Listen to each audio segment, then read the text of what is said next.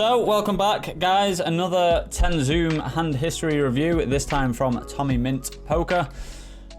This, again, I'll be uploading to YouTube. I'm actually recording it now, so hopefully it'll actually be good quality, this one, as opposed to the last one, which is probably quite bad. So I've had to re-download it and whatnot. So if you're watching on YouTube, guys, make sure you click subscribe and click the little bell thing. I don't really know how YouTube works. I'll be uploading these probably once a week, doing them live on stream once a week. So if you're watching on Twitch, guys, make sure you follow the channel, jump in the Discord, all that jazz, and then we will get right to it. So the last one we did was Firefox, and honestly, he was just very, very solid. Pretty much no mistakes. So obviously, like I always say, oh, this is PartyPoker, nice. So I haven't seen this video. And obviously don't know what kind of mistakes, don't know how long Tommy's been playing. You know, not sure if he knows, if he has pre-flop, you know, good pre-flop ranges, stuff like that. So yeah, we will just have to see, won't we? So obviously, guys that are in the Twitch chat, make sure that you're not just taking the piss or being mean, because obviously people all learn at different levels. Firefox was pretty solid. And so, you know, obviously people learn at different rates and whatnot. So yeah, let's go. Right, tables are a bit bigger on this layout as well, which is fine. So everything looks good, I think. And we get right into the action with Queen. So this looks like, is this 5 NL? Yeah, this looks like 5 Zoom. So I mean, I guess that we should change the text.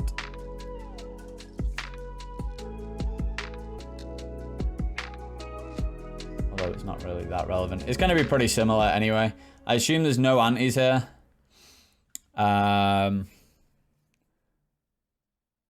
So again, ranges will be slightly different, but if you're going off these kind of ranges, the bluff the spot ones, they're going to be different whichever ranges you get. They're not going to be perfect, but your EV for the higher ones are always going to be the same, right? So if you look at this is under the gun ranges, like some are going to say you shouldn't open 4s 100% of the time or whatever, but you can also just change this depending on the table and what player pool you're playing in, right? So I don't really open a 200 NL, 2s, 3s, or 4s. I open 5s plus, and then I would probably not open King 8 suited or King Jack off. Ace 10 will depend on the table, because if I'm getting 3-bet a ton, I want to just go to getting 3-bet with a stronger range, right? Like if we're only raising this, then every time we get 3-bet, we're going to be in a position where we can call or 4-bet, basically. Obviously, we can't just open very, very tight range, or we'll just get exploited. People just always fold. But yeah. So as long as you're going around these ranges, and you know, if you're not comfortable opening King 5 suited from under the gun +1, I mean, that's absolutely fine. It's a borderline hand anyway, where you should only be doing it on looser tables. But yeah, and also the rake's going to be quite high at lower stakes. So obviously we don't limp here, but then you can fold slightly more from earlier positions, because, you know, when you enter the pot, you're going to get rakes, and so you're losing a little bit of money and that kind of thing. In terms of sizing, obviously Bluff the Spot recommends like this. As long as you're raising between 2.2 and 3x, I think it's absolutely fine. I just raised 2.5 big blinds from every position just to simplify it. The EV difference in this and this isn't going to be absolutely loads, right? Blind on blind, you definitely want to be making it 3, maybe slightly bigger. And it does recommend this in an ante-game, that we should go bigger than 3 big blinds in an ante-game, which I think is fine. But if they're just going to overfold anyway, or they have autofold clicked on, you can just like pretty much min click it anyway, right? Because they're going to fold. So yeah. The playlist, in case anyone's wondering, is Stream Beats by Harris Heller, because Twitch have done a whole thing with, I don't really know the details of it, but yeah, basically you can't really play around music. Anyway, let's go. So I am recording this one. Hopefully this one will be on YouTube. So like I say, if you're watching, subscribe. If you're in the Twitch chat, please go over to YouTube, guys, and subscribe on there. Obviously it's free. And make sure you're following this channel, and jump in the Discord, And let's fucking go. So we've got some hands to start. So we're opening 2.4x. I think that's absolutely fine at these stakes. And 8s and queens, both in the cutoff. Obviously, very clear opens. So obviously there's no hoods on Party Poker, so we won't be seeing any hoods. We still have the ability to note, so I'd like to see some of that. If we're not seeing it from you, Tommy, then it's something that I think you should always be doing. Especially Party, I think the pools are smaller than stars, so you're gonna come get across the same regs and stuff.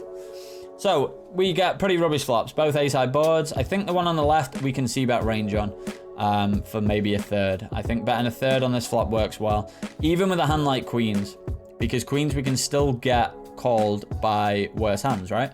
So like I always say, I don't want to delve too much into post-flop strategy and c-bet strategy, but we can basically have two sort of strategies on this board. A, we just bet a third with pretty much our entire range, or literally every hand that we raise. Or B, we bet bigger, like 3/4 pot, with a more polarized range. So, you know, bluffs or like ace-jack sort of thing. Not exactly like that, but so queens would fall pretty decently into a check. The reason why is it's pretty simple, right? So if we're betting really big, and we bet with a hand like queens, we're going to fold out a lot of hands that can call, right? But if we bet a third, we're still getting called by Jack X and 7X because we're betting smaller. So yeah.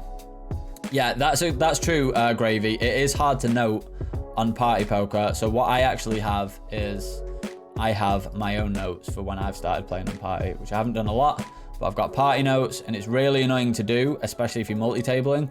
So my own notes, I just have on another screen, and then I quickly note on Notepad and save that. But yeah, I like the software, but they should definitely do better. Also, the sit-out options don't always work when you're multi-tabling. You go sit out next big blind, and it doesn't work. So yeah, it's kind of annoying. And I think the games are harder, especially at the higher levels. But yeah, we won't go too much into that. So I prefer, I think, a third with entire range or a bigger one with a polarized range. It's not a really bad sizing, just under half pot, but I think we can just go smaller and get more value from a wider range of hands. And people are going to overfold anyway, hands that they shouldn't. So I think that like even betting a third is just fine with our entire range. So 8s on the right hand side, we just have to check and probably fold. It sucks, but we're 4-way, so we've got 8 other cards that we need them not to have an ace or some strong flush draw and stuff, so just like folding. And then definitely like checking the turn, and I think we can go for value sometimes on the river. It's going to depend on the opponent, but I wouldn't just snap check just because there's an ace on the board. So the things that separate like good players and really good players, or like bad regs and good regs, is the ability to get like thin value. It's going to depend a lot on your opponent, but like we would assume he always bets 2-pair, right? So we would assume he bets on like ace 8, ace 6, ace 7, even like 6, 7 suited. So the only aces he's really going to be checking is like ace 5, ace 4, maybe ace 10. So like I think that we can probably go for a small bet and get value from like hands like king jack, jack 10, stuff like that. It is a little thin on this 8 run out, and like hearts are never going to call anyway. So yeah, maybe it is a little bit thin, but I think we can still have a couple of seconds and just think, right? But yeah, I wouldn't mind seeing just like a third c-bet, a third river bet here, just to get value. But he may well have an ace, so he's got pocket 5, so he's probably not calling that anyway, right? I think he should fold flop, given that we sized up a little bit, and he doesn't have a heart. He should just definitely fold flop. So yeah, I think that he should. I think it should fold flop. So you can maybe write a note that, you know, check call 5s, no heart on a7 jack.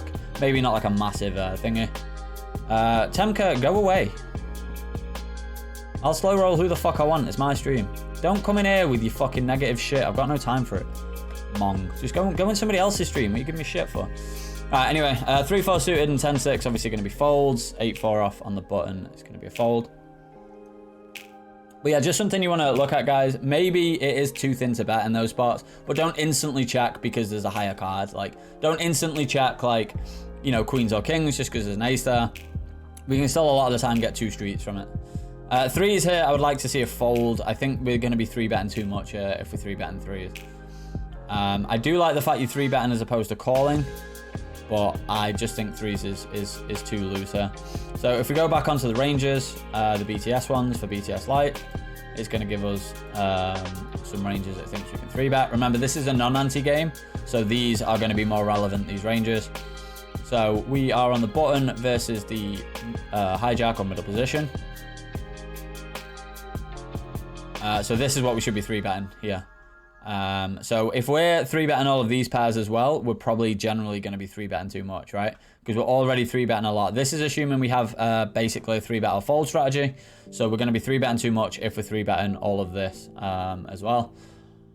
And yeah, so we're going to be 3-betting just too much if we're 3-betting these. If we're 3-betting threes, what's to stop us 3-betting fours and twos, as well as ace-7 suited, etc, etc. So you've got to be careful, right? You can't be just doing it too much. If you're against a guy that always folds to 3-bet, like, and again, this is a lot easier when you have a hood. If you know he's folding to 3-bet a ridiculous amount, then you can 3-bet a lot more, right? You can 3-bet these kind of hands. The thing is, hands like threes and fours, they've got such bad playability, right? Hands like 7-8 suited, 8-9 suited, you can hit more draws, you know, stuff like that. Like on this board, if we have threes, the only good card is a 3, and even the 3 of hearts isn't amazing, right? Whereas if we have 8-9 suited, even 8-9 of spades, we can barrel on a 6, a 5, a spade, a 10, an 8 or a 9 gives us a pair. So there's just so many better cards. So these have much more playability. All right, as played here, King 7 Deuce is amazing for our range. This is one of the boards in a 3-bet part in position. We can literally just bet 1/3 with our entire range here, and just print money. So I would like to see a third C-bet here, even with 5s.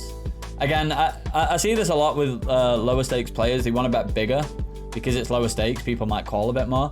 And honestly, I'm kind of okay with it. I'm kind of okay with going slightly bigger than 1/3. I also definitely want to go smaller than half. But again, because we're 3-betting so much and we're C-betting so much on boards like this, we're now C-betting too much in terms of frequency, and we're now betting too much in terms of actual amount of money. So I think that if you're going to 3-bet this wide as well, you definitely don't want to be C-betting too big, because you're going to C-bet your entire range, and your entire range is now wider, if that makes sense. So yeah, definitely a third C-bet, but I do like the C-bet even with a rubbish hand. We still get a lot of auto folds. And with a hand like threes as well, we need protection, right? So I'm okay with it. But like I say, don't go 3-betting every pocket pair. 3-betting is better than calling, don't get me wrong, because at least you give yourself more chance to win the pot. But yeah, I'd definitely be folding there. The King 10 off here versus a cut-off open, especially a 3x, definitely going to be a fold. Don't want to be 3-betting those offsuit ones. Ace Queen suited, this will be a 3-bet versus any position. The 2-3 suited is a bit loose here. So again, if we go back to our opening ranges and look at the button opening ranges, 3-2 suited, it's not opening at all there. It is opening, again, borderline hands versus weaker players with these ones. So maybe, again, it helps if you've got a hood and they're just massively overfolding to steal and never ever 3-betting. You can maybe go as low as 3-2 suited. But, I mean, it's 3 high. You know what I mean? Like, come on. It's 3 high. So, again, so we're seeing a common theme here, and that's you open too wide or 3-betting too wide. But other than that, it seems reasonably okay. Want to be going bigger here, blind versus blind. You want to be going 3x. Definitely 3x. Anyway, pretty good flop. We want to see bet this with a lot of our range. And I'm okay going half pot. Again, we can go just a multiple. There's so many different strategies we can use on this board. We could bet a third pretty much with range. We can bet bigger with a polarized range. Probably half pot with, you know, slightly, you know, more balanced ranges. A lot of things make sense. I think you generally want to be betting. You can also check raise. This board's just so fucking good for your hand. Like with this hand specifically, we can do what we want. We could check call, we could check raise, we could bet pot, we could bet half pot, third pot. When you have strong hands in poker, it doesn't really matter what you do. But again, it comes down to that golden rule. When you've got strong hands, you mainly want to bet. So yeah, that's fine. So yeah, I'd definitely change these button sizes. So with the King 10, we're obviously open. I've just seen your button sizes. So post flop is kind of fine. I'd like to see maybe a third, a half, 3/4 is okay, and then maybe an overbet button as opposed to max, like 110%. But maybe at lower stakes, that's not really as relevant, so that's fine. But here, I want to see 2.5x, probably 3x. A 3.7, you're not going to use all that often. Maybe if there's like limps, which is going to be at these stakes, but I don't think you're going to use 3.7 all that often. And then a lot of the time you can just use pot anyway. So I have one click bet enabled, so I just click and it does it. So if you're doing that, you want to be more accurate with what you're doing, but I wouldn't have a 3.7. You can get it from bluffthespot.com, I think. It costs money, it's $50. But I think it's really good value for $50. It doesn't have 4-bet ranges and 5-bet ranges and stuff, but yeah. So 2s is going to be an open here, but again, it's possibly... Yeah, so even middle position, it's only a borderline hand. So if you're playing against an aggressive field in general, or you've got aggressive regulars, especially on the button or in the small blind, you can go ahead and let this go. You don't have to open here. When I'm playing more aggressive tables, I would auto-fold this. But yeah. But opening, obviously, especially lower stakes, I think it's going to be fine if people aren't 3-betting enough, which is okay. I wouldn't worry about that too much. Ace King is going to be a fun 3-bet. So with the deuces here, I'm probably just folding, right? We don't have the... No, we have defensive 3-bet. No, we don't actually. We don't have defensive 3-bet. That's the problem. So that's the only thing that isn't really covered in these ranges, right?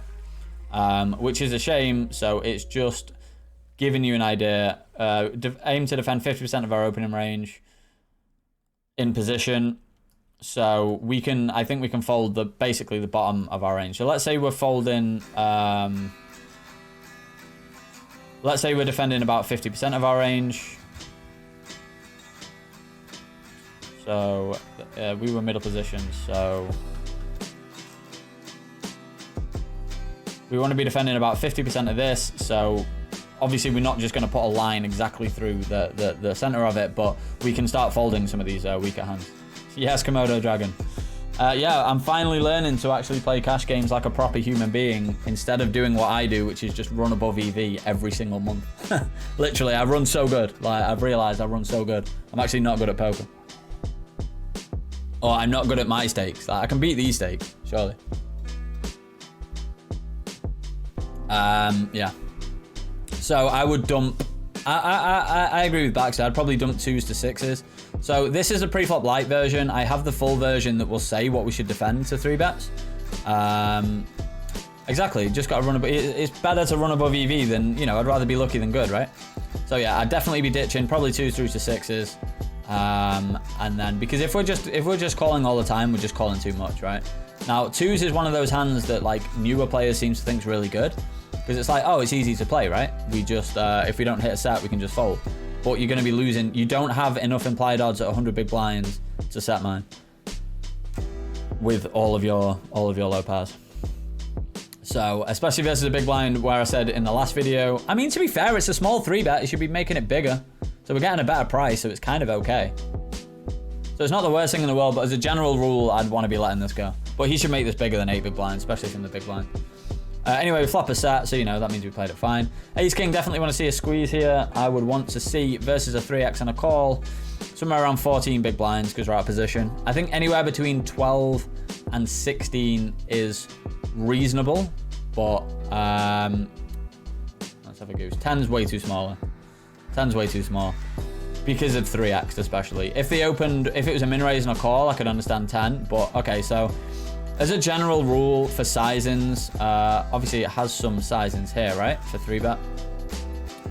So versus a 3 big blind, and we are the why has it not got a big blind? All right, even small blind, it's going to be. No, wait. All right, yeah. So big blind versus the cutoff, it's still going to be 12, even versus a 3x and no call. So this should be a minimum of 12. So you want to look for basically a round going 3x in position and 4x out of position. Somewhere around that is okay, but 10 is definitely too small. That is like no question that is too small. 12 should be the minimum. 16, 17 would be a little bit big. But yeah, I would recommend 14 and a half here.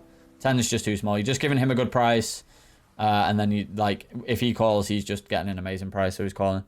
Is the 500 pre-flop ebook really worth the extra $450? I would say no. It says there, Andre, it's 5 zoom. I would say no, because so the light version has everything apart from basically the full version has what we should 4-bet, what we should defend 3-bets to, and what we should 5-bet. Rather than just like the criteria for it, it gives us like actual hands that we should have, really. But everything else is the same. It's not worth 10 times the value. There's just no fucking way, as far as I'm concerned. You could probably find some of that information for free, but I do think this is the light version is really good value for $50. So if you're struggling with your pre-flop opening ranges and your 3-bet ranges, it's really useful, I think. But yeah, anyway, so we squeeze the ace king, the deuces, we flop a set. Isn't life easy? Don't you love to see it? So I think we can go either way here. We shouldn't really have twos anyway from a theory point of view. I would generally just call. There's not that many bad turns other than a spade. Pretty dry board. We're going to have a lot of calls here anyway, right? So for balance, we're going to want to call our strong hands. So for example, we're going to have hands like... we're going to have hands like 8 sevens, queen jack of spades, maybe a hand like ace 5 of spades, 5 6 suited, stuff like that, that we're not going to want to raise with, that we're going to want to call with and see a turn. Maybe a hand like ace queen of hearts, we can definitely call it. So we don't want to be raising all of our sets, because then we're, you know, it's going to be obvious when we're raising our good hands. But again, I think at lower stakes you can still go back to that whole idea of when you've got good hands, you mainly want to bet and raise, because they're just going to call you with a lot worse. So you don't need to be as balanced at these stakes, obviously, but I'm trying to get... The point of these videos is to try and get a theory point of view across, so people can basically improve and learn from a theory point of view. So then you can play higher stakes. Obviously a 10's bad if he has overpairs, because we can have 10x, which kind of sucks. The ace king will take it down though, which is kind of surprising from those sizes. So definitely want to be, again, from a theory point of view, we're going to want to have some checks and we're going to want to have some bets. Lower stakes, bet your entire range. Bet your entire range. Bet all of your good hands in general on this turn. When you have a full house on this turn, just bet. There's so much worse that can call you. He's not going to bluff rivers all that often. Maybe he now calls with like an ace high or something, which would be fair enough actually. So, but a 5 is kind of a weird card. We can maybe have a 5x. Definitely want to bet river. I think all sizes make sense. We can go for this kind of size or like smaller to try and get called by ace highs, or like pairs, but we can also just bet really big here and try and represent a bluff. And he might call with ace high or definitely over pairs. So I think I like going a bit bigger than this. Seeing as we check the turn as well, when you have like a full house on the turn and you get to the river, you generally want to be making up for that value that you lost by checking the turn. So I think you want to bet bigger than here, because I think he's just going to snap call with a lot anyway. So yeah, and he snap calls, we win. Now, what's going to be a huge mistake here is if you don't look at what he called with. Yeah, like you need to look at what he called with here. Did you not think, like, for me, it's an automatic reaction. I think like, oh, what did he have there? Like, what did he call with? That's the first thing you should do. So click the little replay button, see what he called with, because you can see on all sides, right? You can see on all sides when they muck, and this is just information that is just invaluable. If he called with an ace high, then you know he calls with ace high. If he calls with like queen high and he has some random hand like, let's say queen 7 off, then you know he's just some sort of whale clicking buttons. You want to know what he 3-bets to that size with. You want to know what he check the turn with.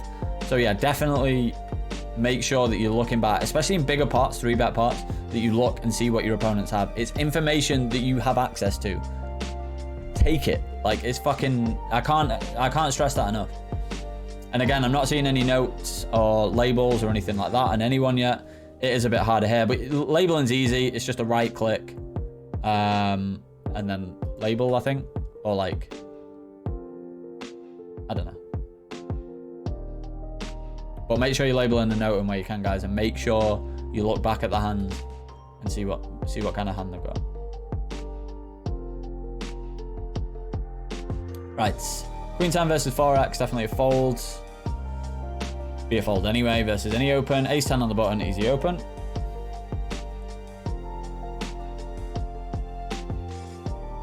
I think we can go either way. A check or a bet makes sense on this board.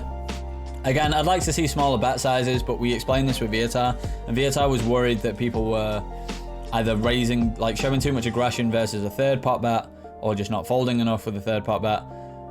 which is kind of fine because you're going to have a lot of strong hands as well. We're only betting on boards where we have like range advantage. So even if they are attacking us in general, it's fine because if we're betting a third with our entire range, we're going to have some strong hands. I think this ace-10 would make a nice turn bluff here because we have so many funny like opportunities. We can bluff on a diamond. So we block 10-jack, we have a gut shot, and we have the ace of diamonds, so when the river comes to diamond, we could potentially try and represent diamonds, right? We'd block the nut flush. So yeah, I'd like to see a bet on this turn, just because we have equity, but checking back's fine. We do have some showdown anyway. So I'm okay with checking this river. I think we're going to lose a lot. Maybe we beat, I don't know, some sort of worse ace higher, a hand like king jack, but I think he should be bluffing a lot of those. So I'm okay with the check back on the river. I also wouldn't hate a very large bet because we can have some flushes. Let me beat the ace-6 off. So yeah, I'm not really sure about his play. It's okay, I guess he's got the ace. Did he have the ace clubs? Ace clubs.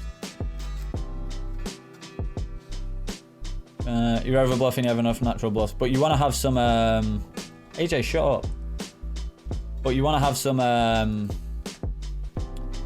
like gut shots in there as well, right? You don't just want to have flush draws because then when the river comes to jack, you've only got specifically like, you know. But this is a thing as well. So I understand all that, but then this is why we should bet a third as well, because if we bet a third on that flop, he's got to call with a lot of worse hands as well, right? All his gut shots, all of his like backdoor flush draws, all of his ace highs with the club and stuff like that. So if we bet a third, he's got to defend more, which means we can get more to fold on the turn.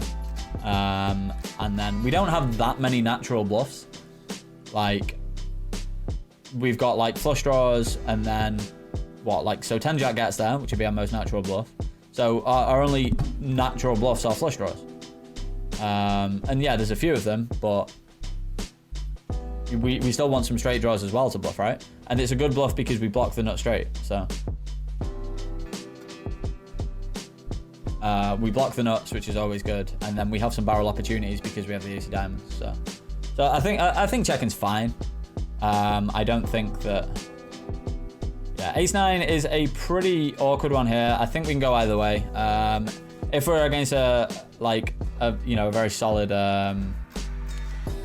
solid regular, I'd be folding. So this is versus middle position, and ace-9 off, again, is one of those borderline hands. So, yeah, I would only defend this, not against solid regs, just against fun players, so folding's absolutely fine there in those positions. Once it's against a cut off of the button, it's basically a mandatory call.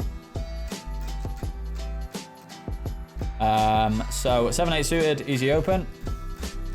And we can call this 3-bet. That's a wicked photo, that. Yeah, definitely like the call on the 3-bet. We're obviously checking range on the board. Against this size, I think we just have to fold. Versus like a quarter or maybe even a third bet, we could every now and then raise. I probably just wouldn't have a raising range on this board. Yeah, against half pot bet, we just have to fold. We got some backdoors. Out of position though, not even against a full stack. Yeah, definitely just have to fold. Ace king again. So at least we're seeing a few more mistakes from Tommy than Feltfire was making. So this makes a better video. Again, want to iron this out straight away. Want to make this 3x out of position. This board, again, okay to c-bet. Okay to even check raise every now and then. But yeah, c-bet's absolutely fine. So obviously there's going to be mixed strategies, guys. So when the guy was saying earlier, whatever he was chatting shit about, we're going to have mixed strategies with the similar hands, right? So betting's going to be okay and checking's going to be okay sometimes as well. Like, we're not going to always bet our bluffs. We're not going to always, you know, our semi bluffs, our flush draws. We're not going to always bet them. We're not going to always check them. We're going to balance it so we can have some flushes when we bet and we can have some flushes when we check, for example. So these will be open should they fold round to us. And again, we want to go bigger. But, I mean, if a lot of people have auto fold on, so this is something you might want to, you know, tag that he's got, like, check fold on, because then you can just min raise. Then, yeah, we can probably raise smaller, which is fine. But I'd say just as a general rule, you want 3x blind on blind. if you're 2.5xing from every other position.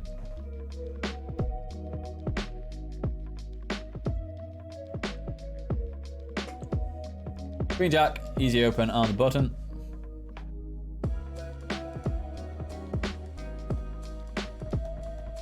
And Queen 9 will be a defend blind versus blind. I think just calling's fine. So this is a kind of board where he should probably just check range, right?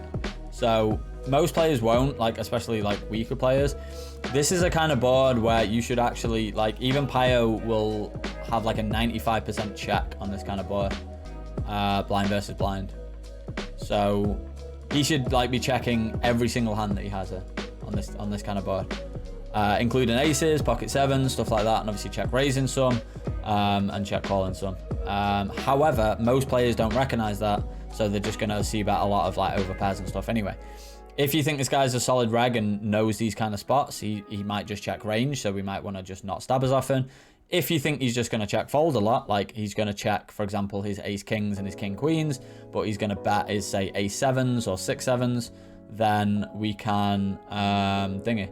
The spot I looked at was a 95% check, but I think it might have been 5-6-7 flush draw, not 4-6-7. But it was like a 95% check, so it was just easy to simplify as 100% check. So we get a turn card that is probably better for our range, but again, if he's checking range, it's kind of fine. I don't hate a bet check bet line here, because we can definitely bet a 7, maybe a hand like ace 6 or like a pocket 8 that didn't 3-bet for value, as well as something like ace 3 suited. Yeah, because when he's just gonna have a lot of hands like that. This is why we can barrel some turns as well. He may even call ace king on the river, to be honest. You might even call ace king on that river, seeing as everything missed. I'm okay with it. Again, if you think that he's just going to fold these ace king hands, then definitely stab the flop. But if he's going to check call them a lot, then we should be either A, not barreling, not stabbing on the flop as much, or B, double barreling on cards that are good for our range. So I think that I think that maybe we could bet this turn, or even just check back. It's so much better when we have just even an 8, right? Because then we've got a gut shot, so at least a 5 gives us a straight. Whereas when we've got queen 9, we can only hit like a pair with a queen or a 9. So yeah, not too sure about that hand, to be honest. But I think we could have maybe bet on the river, but then again, he probably calls with ace king. But we are going to want to have some bet check bets as a bluff on the river. Queen 9 we can probably defend. Guess it's kind of close.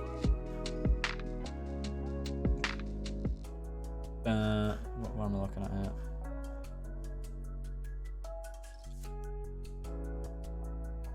So big blind versus a button. Queen 9 off is pretty much a fist bump defender. So versus button, it's gonna suck. We don't have the initiative. So Viatal was having trouble with these situations because he really didn't like calling and being out of position without the initiative. So he was literally 3-bet folding from the big blind, which is something you should have in the small blind because you can knock the big blind out and take initiative.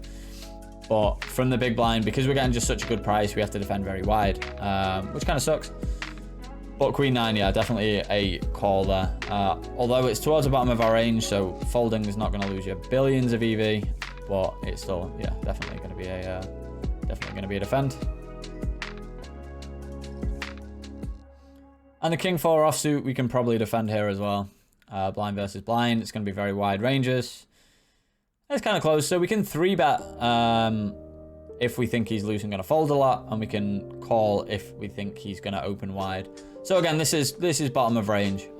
So if you're folding all of these light green ones and yellow ones, you're not going to be losing too much, especially in a pool where people probably don't raise that wide in general. You're not going to be losing out too much EV, so I wouldn't worry about these ones too much. So yeah, we can definitely defend the king 4, but also folding is fine.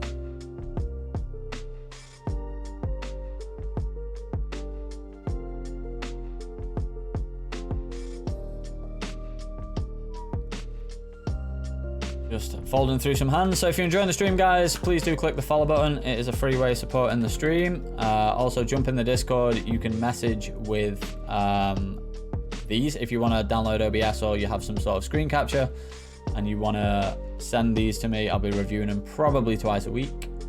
And ace 10 there was definitely a call, if I'm not mistaken. Also, if you've not, I upload these to YouTube, so please go check out the YouTube and subscribe. And if you're watching on YouTube, guys, click that subscribe button and the bell. And, you know, like the video, comment, all that shit, and I'll keep doing it, basically. Yeah, so definitely defend with the ace-10 there versus, this is basically versus middle position. It's pretty much not even close to a fold. I mean, this is under the gun and middle position, so it's just putting both the ranges in. Ace-10 is just pretty much a fist bump defend. When you have an ace that is basically, you know, when you have a Broadway ace, if that's even the term, then yeah, you definitely should be defending these, as well as all your suited aces and most of your suited kings, even versus under the gun. So ace-10 is definitely a call there. Ace-5 suited will be an open under the gun. We can open pretty much all of our suited aces from under the gun. If we have a look at our under the gun opening range, yeah, we can open literally all of our suited aces. All right, so he's going to connect with this board sometimes. He's going to have some queen jack, some king queens, king jacks, etc. I think that we can bet range here just with a third. It's slightly better on like a king 6-4, where like, you know, the 10 has some sort of, he's going to connect with a 10 sometimes with open-enders or pairs, but it's still a good board for us. We have a backdoor flush draw, one overcard, so I'm okay with betting range. Again, I'd like to see it a little bit smaller than half pot, but yeah. Still a board we're going to be betting. Aces, oh yes. Should be tingling. You should be like, yes, come on, let's win a stack. Let's win a stack. You don't get excited when you've got aces. Go away and quit poker. So at least I'm seeing that you're making the same size in as what you're making with every other hand, which is fine. So if you'd have like 4x with aces here, obviously that would have been bad, but I still think you should be going a little bit bigger than this. So interesting board. We have top set. So, okay, again, you're going with a half pot, but this is why a third pot's just better, because then you can get so many more hands to call. And obviously the smaller your bet, the more he's going to raise, or in theory, the more he should raise. So you can get raised on this board by a lot of hands when you bet a third. So I'm okay with the bet here. Obviously, it makes sense as a check because we block a lot of the strongest hands that we want him to continue with. So we want to get him to bluff more. I would probably just bet range here. So I'd bet every single hand, but I'd bet slightly less than half pot. So I'd probably bet a third again. But yeah, I'm definitely okay with the bet, but obviously checking's fine as well. So king 5 suited here, my guess is that you're probably going to fold, but we can open here from the cutoff. It's pretty loose. But yeah, but again, it's very close to the bottom of the ranges, I think. So cutoff, king 5 suited, yeah, it's the bottom of the standard opening range according to BTS. So again, you're not going to be losing too much EV, and especially if you're still learning and you're playing the lower stakes and you're not comfortable, folding's fine. Like if there's an aggressive regular on the button as well, like folding's fine. So yeah, I wouldn't worry too much about those spots, but just be aware that even if you're not opening them, that it can be an open. You can open like that wide because your hand just has enough playability. So ace 4 suited on the button, very clear open, and everybody folds. So the ace 4 off here will probably be a fold versus middle position. Even when someone else calls, we're getting a better price, but it sucks. So 3s here versus here. I could actually get behind a call now. I was going to say versus under the gun, you definitely want to fold. So now first of all, we're slightly deeper than the 100 big blinds. Second of all, it seems likely we've got a fun player in the big blind because he's not playing a full stack. And we're getting a better price because we're in the small blind. I could actually get behind calling here, even though generally you want to fold. I could get behind calling here with the 3s because we're in the small blind and we're getting a better price and just everything considered, right? So we're getting a better price because there's a raise and a call. So we're, you know, pre-flop, we're getting a better price. The big blind's assumed recreational, so it's less likely he's going to squeeze. Maybe he's like a really aggro fish and squeezes loads. We don't know, but you know, you can only make assumptions in some spots in poker. So I could understand the caller. But again, folding's fine. You're not going to be losing too much EV. This hand just has no playability. Again, you just need to hit a set, which is going to happen like 1 in 7 times. 1 in 8 times, whatever it is. So generally, yeah, definitely fold this. In the specific spot, maybe a call, but as a general rule, you definitely want to be folding. Queen 10 definitely a fold versus an open. would have opened ourselves. Hands like queen 10 suited, we can maybe 3-bet. Or if we're playing a call in range, we could call. Pretty simple decisions so far. So ideally, if people, like, obviously I've only seen like a little bit of this session, but ideally if people are going to send me stuff, try and maybe just do it where there's more, you know, try and maybe get a review where there's more exciting spots or there's bigger pots where you're a lot more unsure of things. So the king queen there, if he'd have called, we could have squeezed. We also could have just called as well. Yeah, once he like min click 3-bets, we just have to fold. But a lot of these spots are, you know, they're not really that exciting. Maybe we'll get more in the video, but especially with felt fires were 1, very simple decisions, and 2, we just pretty much didn't make any mistakes. Okay, well, get out the Twitch then if I'm no good. Why are you here?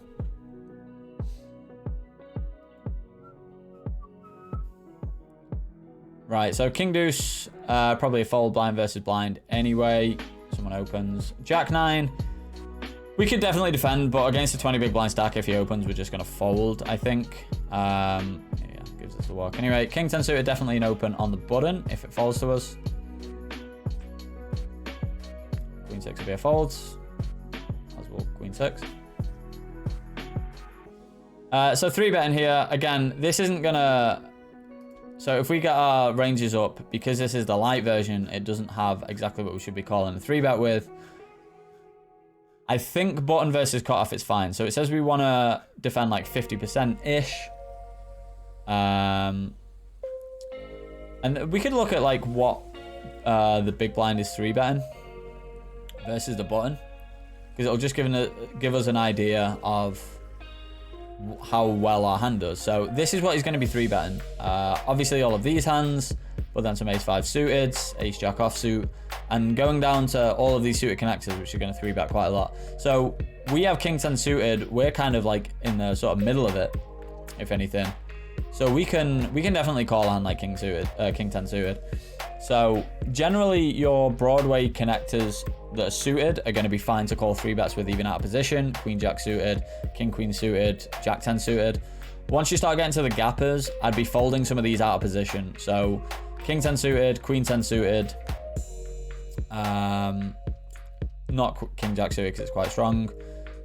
But you know, these kind of hands, especially, I'd start to fold a bit more when we're out of position. But in position here, when he's not 3-bet massive either, he's only made it 10, we're getting a pretty good price. I think this is definitely a call. Definitely an open on the button as well. And on this board, it's just a mock. Obviously, it's a third sizing. We've got backdoor straight draws. Maybe if there was a diamond on board, but even then, he's still going to have really strong hands. If he's going to bet this with his entire range for a third, it's an okay strategy. I prefer actually a bigger sizing from him because he's just got big advantages. But yeah, we just have to fold the king 10 suited. There's just no real good cards for us. So. Like most of it you can do intuitively as well. So like when you think, oh, I want to call here with hands like king 10 suited, it's generally okay to call. When you think, oh, it's a third pot bet, but we've got nothing, I guess I'll just fold. It's generally okay to fold, right? Like intuitively, when I started looking at ranges a bit more, I already kind of knew what was going to be okay and what wasn't. Like there's nothing that really shocked me, even using like Pio a lot of the time, like, or like having a brief look at Pio, there's nothing that massively shocked me that I went like, oh my God, like as if that's okay. So the ace-2 suited, definitely an open blind versus blind. And again, we can see bet range on this for a small size, prefer a slightly smaller. The 4-5 suited here, okay with calling. We can also 3-bet this at a low frequency, just to have some coverage on lower boards, right? So we want to be able to hit those 2, 3, 6 boards in a 3-bet pot, stuff like that. Probably better with just 5, 6 suited, 6, 7 suited, but at a low frequency, especially if you think he's going to fold a lot. I think 3-betting here is fine. The ace-3 on the turn, I think we can go either way. I don't mind checking because we have a pretty good bluff catcher, right? So yes, there's a lot of draws out there that are going to call, but a lot of the time those draws are going to bet as well, right?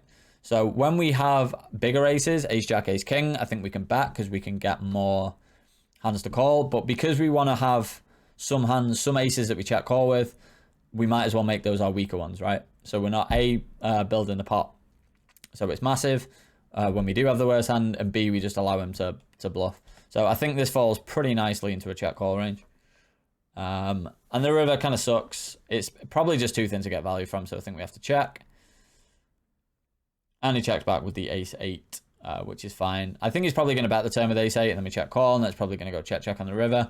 But then we just allow him to bet with more bluffs anyway, right? Because he's still going to call with that size in with flush draws. So, yeah.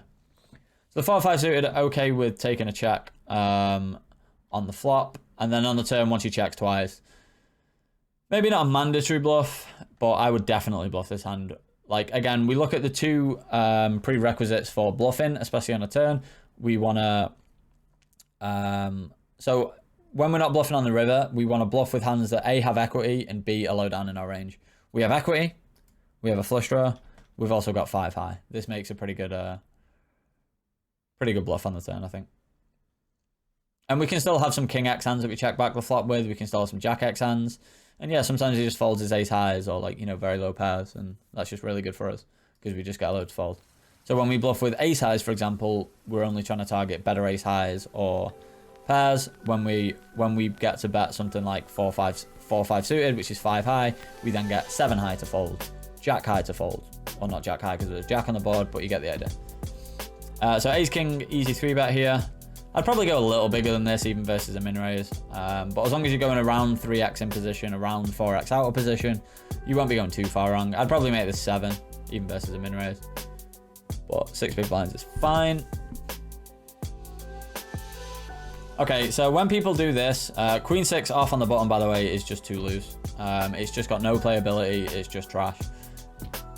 Maybe you had some sort of read that they fold a lot, but even then, I'm not opening queen 6 off. I'm just going to open like all of my suited connectors, even like 3-4 suited and maybe like 5-3 suited, stuff like that. Queen 6 suited, yes, but not queen 6 off suited. It's too loose.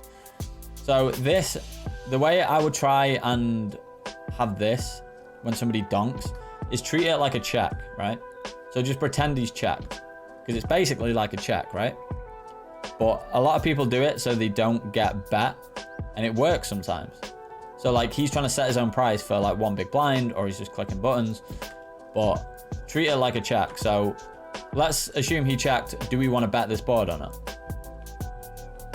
Like that is the question. So we can check back this sometimes, and we can bet this sometimes as well. So I'm definitely okay with raising, especially with the ace of spades, because we've got the backdoor not flush draw, and we still have range advantage on this board, right? We 3-bet, we still have 10s and 8s. Maybe he's got 10s, 8s, and 4s, but then we also have aces, kings, queens, jacks, which he's going to have less often because he's just called a 3-bet. So I think on this board we can still raise here because I'd want to bet, but checking back or in this spot calling is also fine as well. So now we turn a gut shot, and I'm okay with betting or checking here because he's basically checked. We do have some showdown. Maybe we could bet small to get a call from a hand like ace queen, or just protect it from hands like 5-6 of diamonds or something. But yeah, checking is not really that bad. And now we just hope he checks the river. Yeah, versus this size we just fold, right? We block some bluffs he can have, like ace-x of spades or like king queen of hearts, and we just have better hands to call with. Maybe we don't if we always check our pairs here, but even like a hand like 9s we might check twice, right? Or call flop, check turn. We might do that every now and then with a 10. So we just have better hands to call with here. So I think especially this combo of ace king is just a slam dunk fold. But like I say, I think I prefer raising the flop. If not, betting the turn's fine because we've got 2 overs and we can maybe bluff on a spade river because we have the ace of spades. But yeah, I don't think we went too far wrong in that hand, but I think people get confused when people like min donk the flop. I think they get a bit sort of gun shy and don't want to raise, but just treat it like a check. That's the best advice I would say.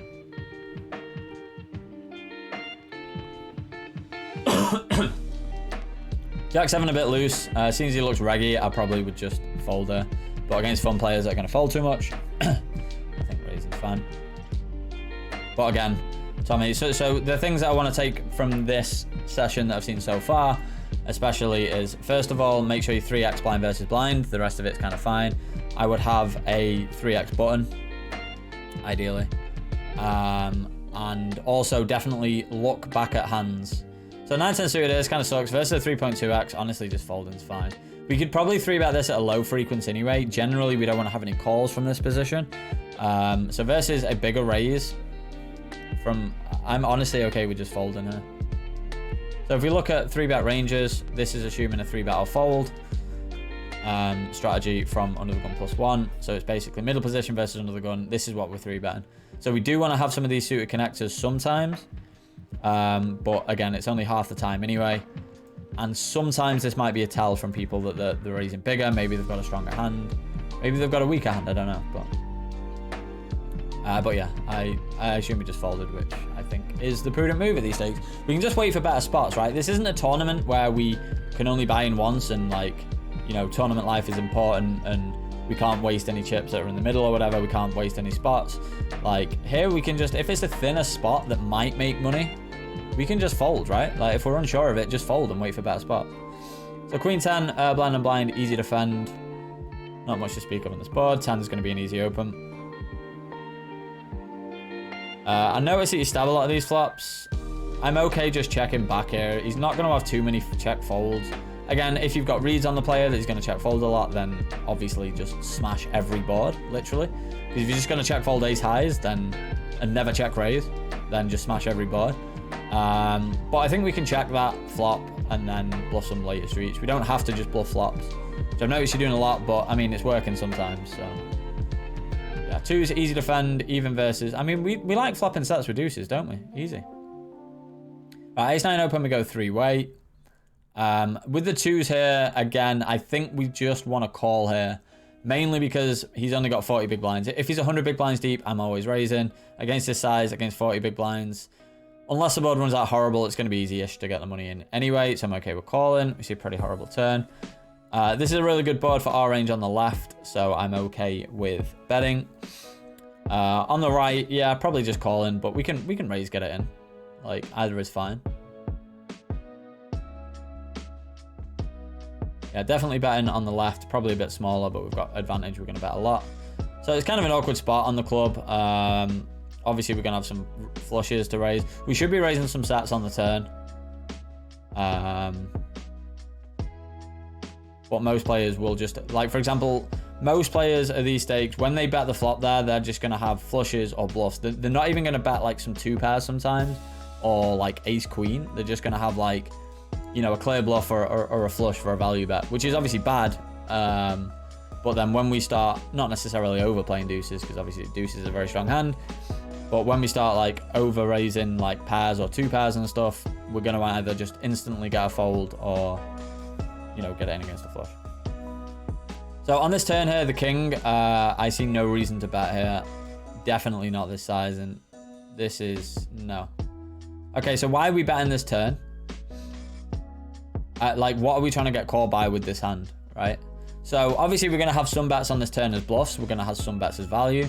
But on this kind of turn, because we went 3-way, I think you generally want to be a bit more polarized on this turn. So you want to bet hands like king, queen, but then you also want to maybe bet some flush draws or hands like queen, jack as a bluff, where we block some of the king X hands. But ace 9 doesn't really make any sense, like, as a bet.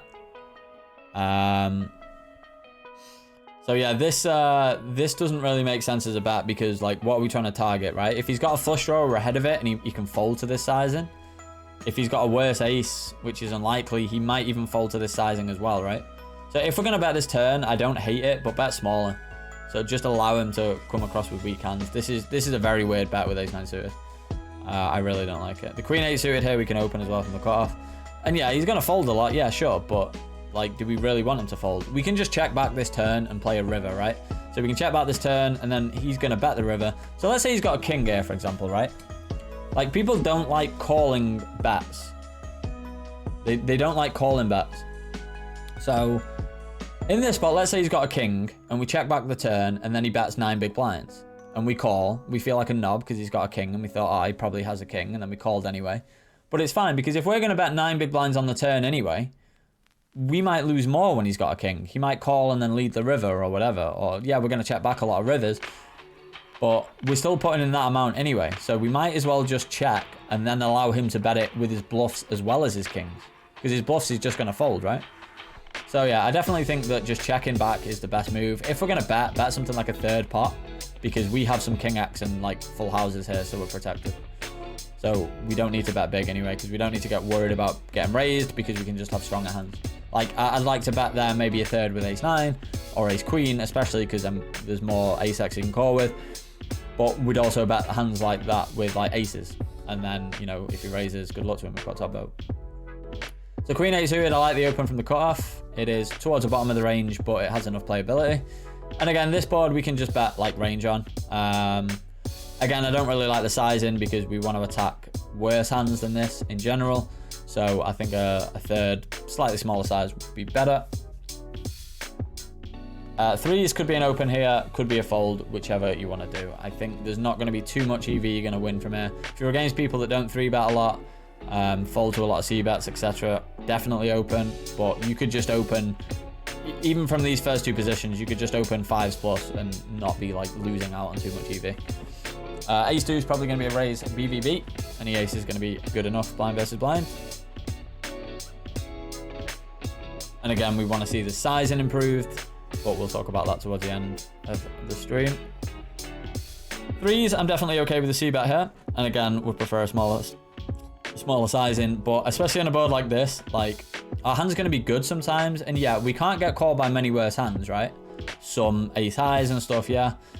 But our hand is very, very vulnerable. We need protection. A 5 literally just destroys our hand. And there's no good turn cards apart from a deuce. A 4 is okay, but every turn card's an over. So this, I would say, is like a mandatory bet with a hand this low because we need to protect our hand. So the ace deuce, yeah, I'm actually okay with checking. So we can bet like a lot of our range on this board. It hits him a lot. He's going to have a lot of 9x, some jack x, hands like queen 10, 10 8. Honestly, check folding here is fine. We can have some check raises as well, so we're not always just check folding. There may be a hand like pocket 4s or like ace jack would do well, or like overpairs as a check raise. But yeah, definitely like to check fold some hands, and ace deuce just hand that's got no playability, so I'm okay check folding. I'm okay.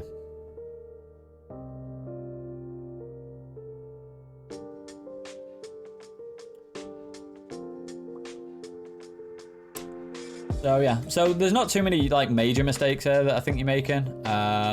Just a few errors that can be ironed out pretty easily, like, you know, 3-bet sizing or blind on blind sizing, stuff like that. There's no like massive fundamental errors. But in saying that, we've not seen that many big pots, right? The biggest pots that we've seen, I've seen you with a set. And again, it's one of them where when you have a set, it's hard to play the nuts wrong, right? As long as you're not folding. All right, so here the guy min clicks. Just called, no point 4-betting. Kind of annoying, but we'll just at least he gives us a better price. We're going to call a normal size 3-bet, and honestly, against like fun players that just do this, we can just fold, right? Against a third part or half part, we definitely have to call, especially with a 6 of diamonds. Still have the best hand a lot. Could maybe turn our hand into a bluff, or, you know, whatever. But yeah, against a pot size bet, just fold versus a fish. We're going to have better hands to defend with, right? We can still have some jack x, because every jack x we're raising, we're calling a 3-bet because he's min clicked it. So again, I want to see more notes and stuff. I'd tag him as a fish. He's not playing a full stack. He just min click blind on blind and then bet pot. Just tag him as a fish. Have a label as fun player, and then you know for later. So this 7-8 suited is definitely an okay 3-bet here. We don't have to 3-bet 100% of the time, I don't think. And I definitely want to see a little bit bigger than this. So let's look at our 3-bet ranges from the small blinds. So versus the button. Yeah, basically a 100% 3-bet, so the 3-bet is definitely fine. But when we go back to our 3-bet sizings, from the small blind versus a 2.4x, so around a 2.5x, we want to be making this 10 big blinds, right? I think you just want to be making it 10. Not many people min open, so you can make it 9, and people 3x, and maybe you can make it like 11 and be okay with it. But generally, I'd like to see, yeah, just this has to be like 2 big blinds bigger. You're out of position, and you're just giving him a really good price, so he gets to realize his equity easier, and that's even easier when you're in position. So you're putting yourself at a bit of a disadvantage by not giving yourself enough fold equity. So I would like to see this a little bit bigger. Even against people that fold a lot to 3-bets, I'd still make it bigger and just do it more often. But I guess you give yourself a better price. So this is a very good flop for our range, and it's actually not the worst flop for our hand, right? So I'd like to see, again, a bet with entire range. Don't like the sizing. We've discussed this. Would like to make it slightly smaller. But But yeah, definitely want to bet that. There's some really good turns for us as well. Like we can just turn, like we have a 3 straight flush. So 3 to a straight flush. Obviously that's not good now, but as in we can turn the 9 of spades to 5 of spades, which gives us an open and straight flush draw. You know, there's some turns that we can continue on, so. So we want all 3 bets to be the same size, unless like squeezes is slightly different. So when there's like a raise and a call, we want to make it slightly bigger, right? Or if under the gun raises and everybody calls, and we're going to have to make it like, you know, a lot bigger. 10-8 suited here versus a min raise is definitely a call here. So yeah, something else we need to iron out is your pre-flop mistake. So this is versus middle position. And not only that, is a min raise. So ranges here, 10-8 suited, it's never folding. It's even 3-betting sometimes. And that's versus a 2.25x or even a 2.5x. Versus a min raise, we're just getting such a good price. This is just a very, very clear call. So this is definitely a mistake. So I want to see improvements on that. We can definitely call because we've got, you know, you can call a lot more in the big blind. That is where you should be V-pipping a lot because you're getting the best price, right? Ace-Jack suited, definitely a 3-bet here. And again, I want to see bigger than this. And the Ace-King suited is going to be a 3-bet as well. So we've got some action. So, again, if you're going 3x in position, that's fine. General rule, go around 3x in position, around 4x out of position.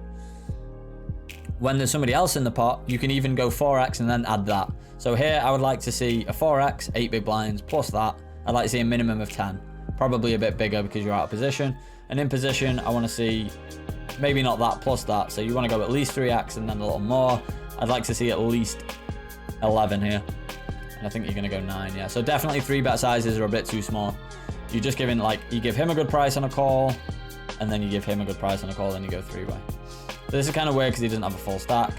But yeah, definitely go bigger. So I'd like to see in this at least 10, this at least 11. And even on this board, it kind of sucks because he doesn't have a very good stack. But again, I still want to see bet range on this board. I still want to see bet my entire range on this board. For just a third, just 6 big blinds. It puts him in spots with low pocket pairs. It puts him in spots with hands like ace queen or ace 10 suited. And then we just have to fold to a bet because we don't have the stack to do anything. So we could have won that with a third C bet. Maybe he just shoves and it sucks. But yeah, I'd like to see a better.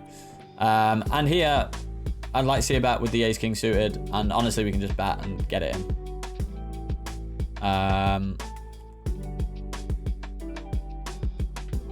Yeah, it gets kind of awkward with the stack size. So, okay, so we'll go back to the flop with the ace-king suited. I definitely want to bet this. We can check back this sometimes. I don't mind checking back. But it seems we have 2 overs and a flush draw. And nobody should really have queens, right? Like, should be 4-betting with queens in those positions. So nobody should have queens. You shouldn't have many 7x. Maybe 6-7 suited. Maybe 1 combo of pocket 7s. But I'm honestly fine just betting. We could bet larger because we have advantages in the top of the range. And the advantage of that would mean that we can shove the turn. So let's say we bet 17 big blinds and he calls. There's then an extra like 9 big blinds in the pot. So there's 60 big blinds in the pot and he's got like 75. So we can shove for just over pot on the turn when it bricks. And we still have fold equity. Now it kind of sucks because we don't want to bet fold. We don't want to bet call. We don't want to shove. So I can understand checking back. And I don't hate it, by the way. We can just realize our equity. I also don't hate just betting like, you know, just over half pot and then shoving river. Interesting turn, interesting river, sorry. He can still have some 7x hands. You can also have ace queen here. Against this size, then I'm probably just shoving for value. Now, it's going to depend a lot on your opponent. If he's very tight, he's never going to call with worse. But this could be just a block bet where he has like king queen or like ace 5 of diamonds or ace 10 of diamonds, which would be a bit loose actually. So this is kind of close. I wouldn't hate calling, but just generally against this size, I'm going to shove for value here with ace king. Occasionally we see the same hand. It's kind of annoying that we have the ace of hearts, because then he can't have the ace of hearts and like a ace 10 of hearts and stuff. But yeah, I'm probably still shoving. But calling's fine. And he has 10s. So when he bets this kind of size, 10s is obviously a really bad bet. But like he might do this as a blocker bet because he wants to set his own price, right? So let's say he'd have checked, you would have bet bigger than this, right? So by him betting this, let's say he's always wants to get to showdown, which with 10s you can just check fold. But let's say he always wants to get to showdown. And so he bets this size. It's better him betting this size than it is check calling a bigger size. So because he always wants to get to showdown, let's say, he's basically set himself his own price and cost you money. So even if he's not going to call, there is like, even if he's not going to call with 10s, there is, you know, incentive to shove because it stops him from doing this and getting away with it, if that makes sense. It's a terrible bet because he's not getting called by worse, but I think here we can shove for value because we can also shove as a bluff, right? Let's say we have like King Jack suited, and he bets this size. I'm just going to bluff that 100% because he doesn't have many ace-x. Setting a price isn't, I mean, okay, so you can have block bets on the river, but the reason to block bet shouldn't be so you lose less than you do when you check call. You should still be able to value bet when you block bet. Like, block betting here, you need to be able to get value from worse hands. Or you need to be able to get better hands to fold. Like, it doesn't really work as anything other than I'm setting my own price. Like, oh, I'm only losing 17 big blinds instead of like 30. Just check, make a decision on whether you think he's going to bluff or not. It's basically to get you out of a tough spot. It's like, I'm going to bet really small. Then when he raises, I can just fold. And then I don't have to check call. Like, it's just a bad thing to do because you're just getting yourself out of a tough spot. Sometimes in poker, you're going to be in a tough spot as part of the game, especially out of position. What's going on, Liam? You good? So yeah, I definitely like to see a shove here, even though it is thin, but there is added incentive because it stops him setting his own price. So yeah, because like, he's probably just going to go bigger with that ace queen or like a 7, right? But yeah, it is a little bit thin, especially when we have the ace of hearts. If we didn't have the ace of hearts, I would definitely shove because there's more chance we can get called by a hand like ace 5 of hearts and stuff. See, if you're going to open the table again and review the hand. So first of all, if you're going to review hands, guys, do it afterwards, right? So do it after the session. Keep a note of the when it was in your session or mark the hand somehow. If you're going to go back to a hand during the session, make it for a reason. Make it to see what the other guy had, or, you know, to note somebody or label somebody or something like that. Right, sorry, kings. Easy open under the gun. Here, we can just bet basically range. Again, I'd like to see a smaller size in, but I know that you're doing this. So the turn, we can check a lot on the turn. So we've not really discussed a lot of turn play. So we want to have checks and we want to have bets with strong hands, right? I don't know. She's so awkward, Chris. It's just like, what do you want? And I'm just like, whatever you're having. Like, no, you tell me. Like, just fucking, you're making the food, man. Just, as long as I like it, I'll eat it. I don't care. I'm busy. Anyway. So on this turn, we're going to want to have some checks with strong hands. And we're going to want to have some, like, I like betting this turn a lot because we're going to bluff when we have spades, right? So when we have like king, queen of spades, stuff like that, we're going to barrel a lot. The thing is, because we're going to check and give up with a lot of hands, we also need to have some strong hands in our checking range. So we can definitely have hands like kings as a check call or even a check raise, but we could also bet. So just make sure you're not always betting these hands and make sure you're not always checking them either. So yeah, but I definitely like betting since it's a spade. I think I prefer a more polarizing. I prefer going bigger. So let's say we have a hand like 4-5 of spades. We're going to want to bet bigger to maximize our fold equity, right? But then conversely, when we have a hand like kings, we want to get called by a hand like queen jack or ace jack. So we want to bet bigger to have to get more money in the pot for value. So it doesn't really make sense to bet smaller on this kind of turn, on this kind of board, I don't think. So I think we should go for a bigger size, 60-70% pot. So yeah. But obviously betting is absolutely fine. If you think he's going to float a lot more on the flop, then we can check so we can bluff. And then we can either check call or check raise if we think he's just going to have a lot of bluffs. If we think he's always just going to have a jack, then I think just betting for value is going to be good. River dependent, obviously. This guy 5x's under the gun. Just like again, just note this guy, or tag this guy. 5x under the gun. He's just a fish. Like, simple as. There is no spot you should 5x under the gun. So he's a fun player. 5 deuce, obviously way too loose to call. Ace 8 in the small blind going to be a fold.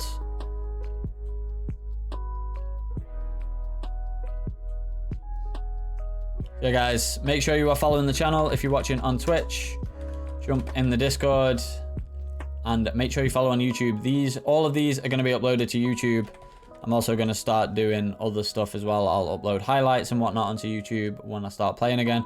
Probably going to do a 100k bankroll challenge, so make sure you're subscribed on YouTube for that. If you're watching on YouTube, click the little bell and the subscribe thing. Yeah. So 8-5 suited in the small blind, definitely a fold. 6-7, definitely an open.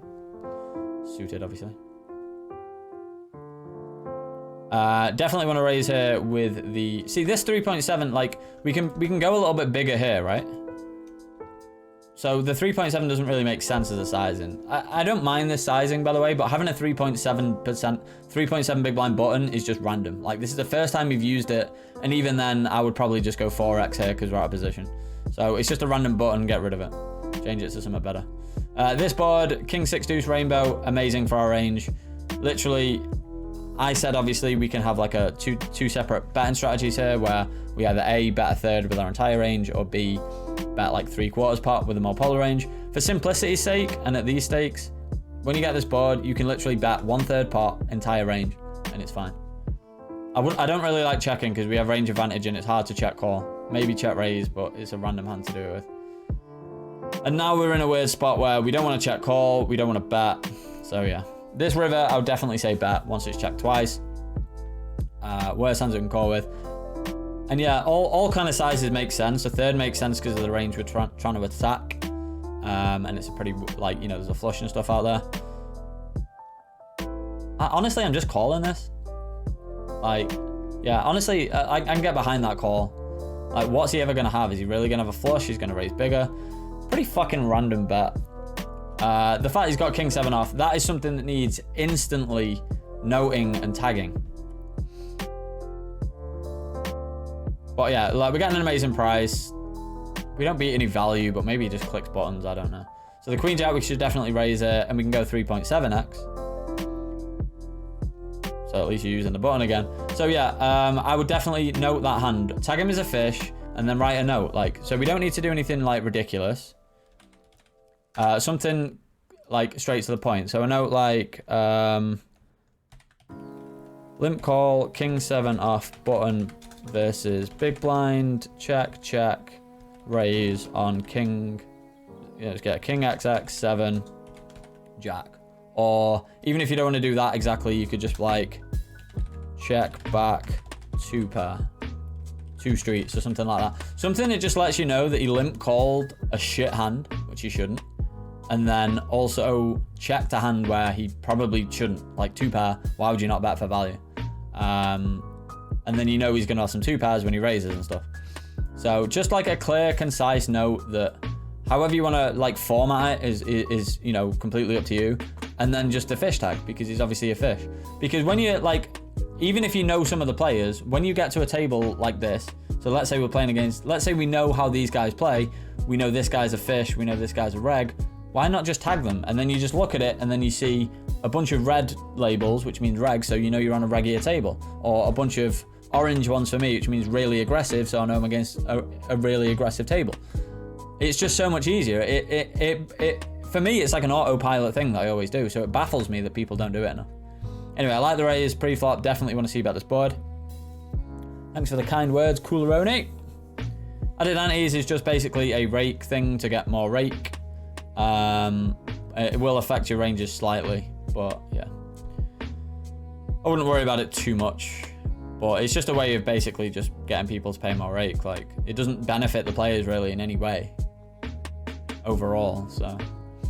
Queen 8 going to be a fold. I'm okay with this. I don't hate bluffing the river to maybe get a hand like a 6 to fold. And again, note somebody like that and just be like, limp call 10-6 off blind versus blind. First of all, at these stakes, don't limp blind on blind. It's going to be losing money because of the rake. Second of all, fucking don't limp call 10-6 off.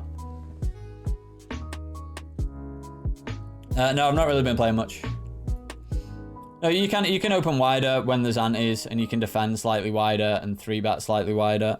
3-betting, you probably want to 3-bet more often because there's more incentive to take it down pre-flop because there's more money to win pre-flop, and it's still not raked pre-flop as far as I know. So yeah, I wouldn't. But like obviously, just because you can open wide doesn't mean you can open like 10-jack off from under the gun, right? Like, also I would never 3-bet this hand. Don't do what Viatar does. Like, why do I don't understand this? Why do people think, oh, I have to 3-bet or fold from the big blind? We're getting nearly 4-1. We've got 10-jack. Like, This isn't a 3-bet or fold scenario from the big blind. 3-betting's worse than folding. And this size is terrible as well. This is just a really badly played hand. This is the only really big leak I've been seeing, like, or not even seeing in general, but this is just like a huge fundamental mistake. 3-betting like a not very playable hand when we can just call and keep the pot small out of position. Why would we want to 3-bet that? It's nonsense. Here, however, I'm okay with 3-betting. If we go back to our ranges, button versus cutoff, we can 3-bet relatively wide. 6s, we can 3-bet. So this is the bottom of the range I'd be 3-betting here. I wouldn't be 3-betting 5s or anything like that ever. I would only 3-bet 6s. I might even fold 6s against people that are going to 4-bet like really wide, or just continue a lot if I think they're going to fold a lot. So he's in an interesting spot now where there's more dead money. Obviously we're going to be. He's also getting a really good price. Well, sometimes, you know, we just flop a set every pocket pair. Right, so we would like to have intercourse with this flop. Like, we would literally, no, don't check. I mean, we can check here sometimes, actually. But again, so when we talk theory, all these theory points are from a heads-up point of view. So everything you learn theory, everything in solvers, stuff like that, is the game of no limit Texas Hold'em when you're in heads-up pots. Because solvers, they won't be able to do 3-way because there's just too many variables. So you don't have to, like, so let's say we're heads up here. Theory might be to check sometimes, bet sometimes. 3-way, you should be checking sometimes because you're not going to have that many strong hands. But because you've just seen this, he's a fish. He's just called a 3-bet. So he's not a regular player, right? He's not a regular player. I would just bet this. We want to get money in the pot as soon as. Like, we have, like, here we have the effective nuts. There's only 3 combinations of hands that beat us. And then we see a turn, even a safe turn, an 8. But now instead of 3 combinations of hands that beat us, there are...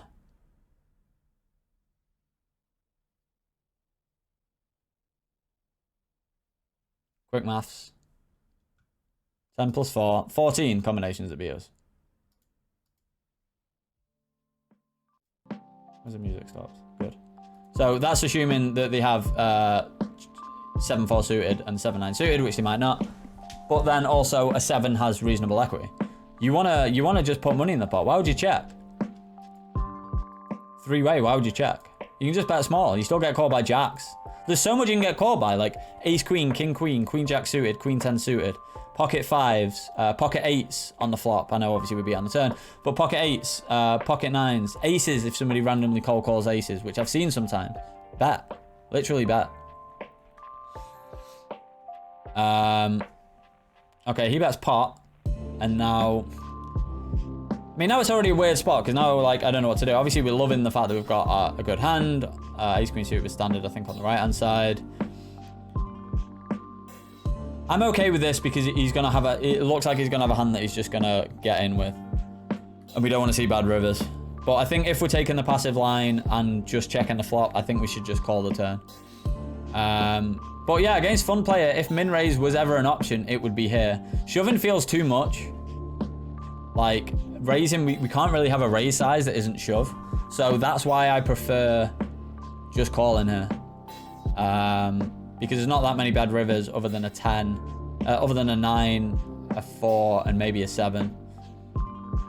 Oh, wow, what the fucking shit. Wow. If you sent me this video just to show that bad beat, I'm going to be annoyed. I'm going to be annoyed, but wow. That is an absolute punt. Why on earth have you not noted him straight away? No. The first thing you do, go back, sit out of your tables so you can get a minute to refocus. That's what I would do. And then tag him like this. Fucking... beluga. Cold, in fact, I'd be doing this because I'd be so pissed off at that hand. So, cold called 3-bet in small blind with ace-7 off. Pot call off on turn with open ender. And then just have a whale tag where basically you want to bum hump him. Every time you see him playing, you want to play with him. You want to be friends with him. You want to say in the chat, "Hi mate, how are you? How's your day going?" Because you're going to get that money back if you keep playing with him. That was the most retarded hand I think I've ever seen played. So note something like that. That's the first thing you should do. Right click, purple tag, absolute whale. Absolute goon and a half, mate. The fact that he calls, fuck me. I mean, he shouldn't have many 7x anyway, right? So we can just call, and then when he shoves that river, we call, and we lose anyway. And then we feel like, oh, maybe we should have raised to protect, but... So this is what I mean. So obviously this is, like, I'm not saying that the example is, oh, you should have bet the flop, because then you would have won the hand. But if you look at our equity on the flop against A7, we literally have 97% against A7. Then you look at it on the turn, we're about 80% or whatever it is. I don't know the actual thing. And then on the river was 0. That's not a way of looking at it. We're fine keeping this hand in, but it's just a point of just so you know how much equity that, you know, you're going to have, basically. The ace queen hand, so I assume we 3-bet here, by the way. On the right-hand side, and we can play this glorious, glorious bad beat again.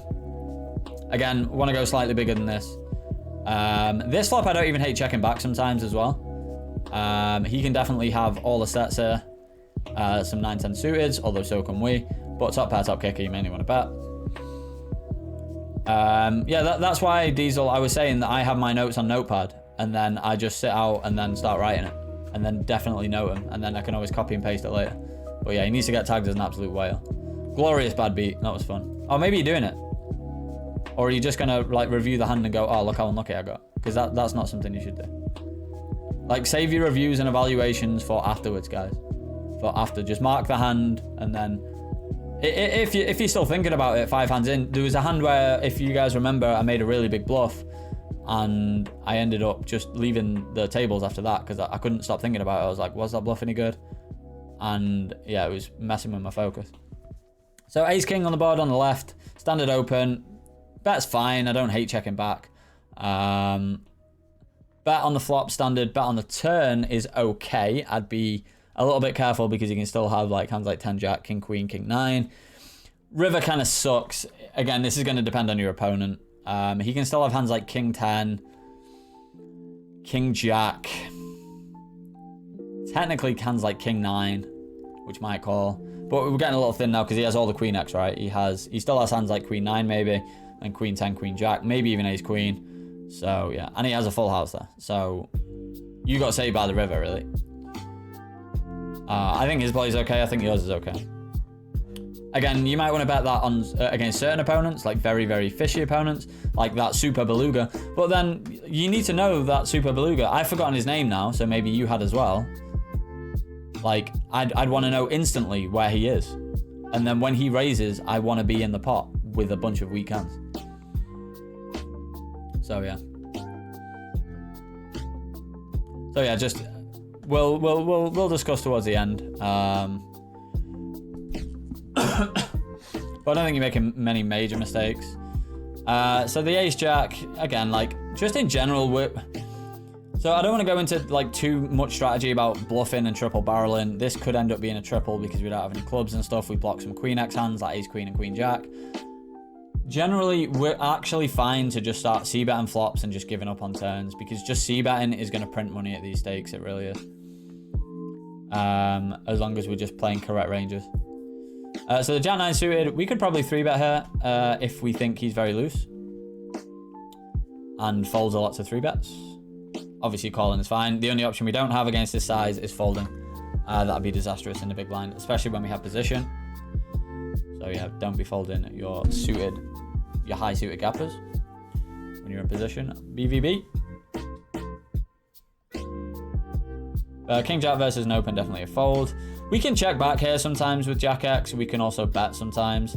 I would imagine that Pio's going to check sometimes with jack X, and it'll probably pick the weaker ones.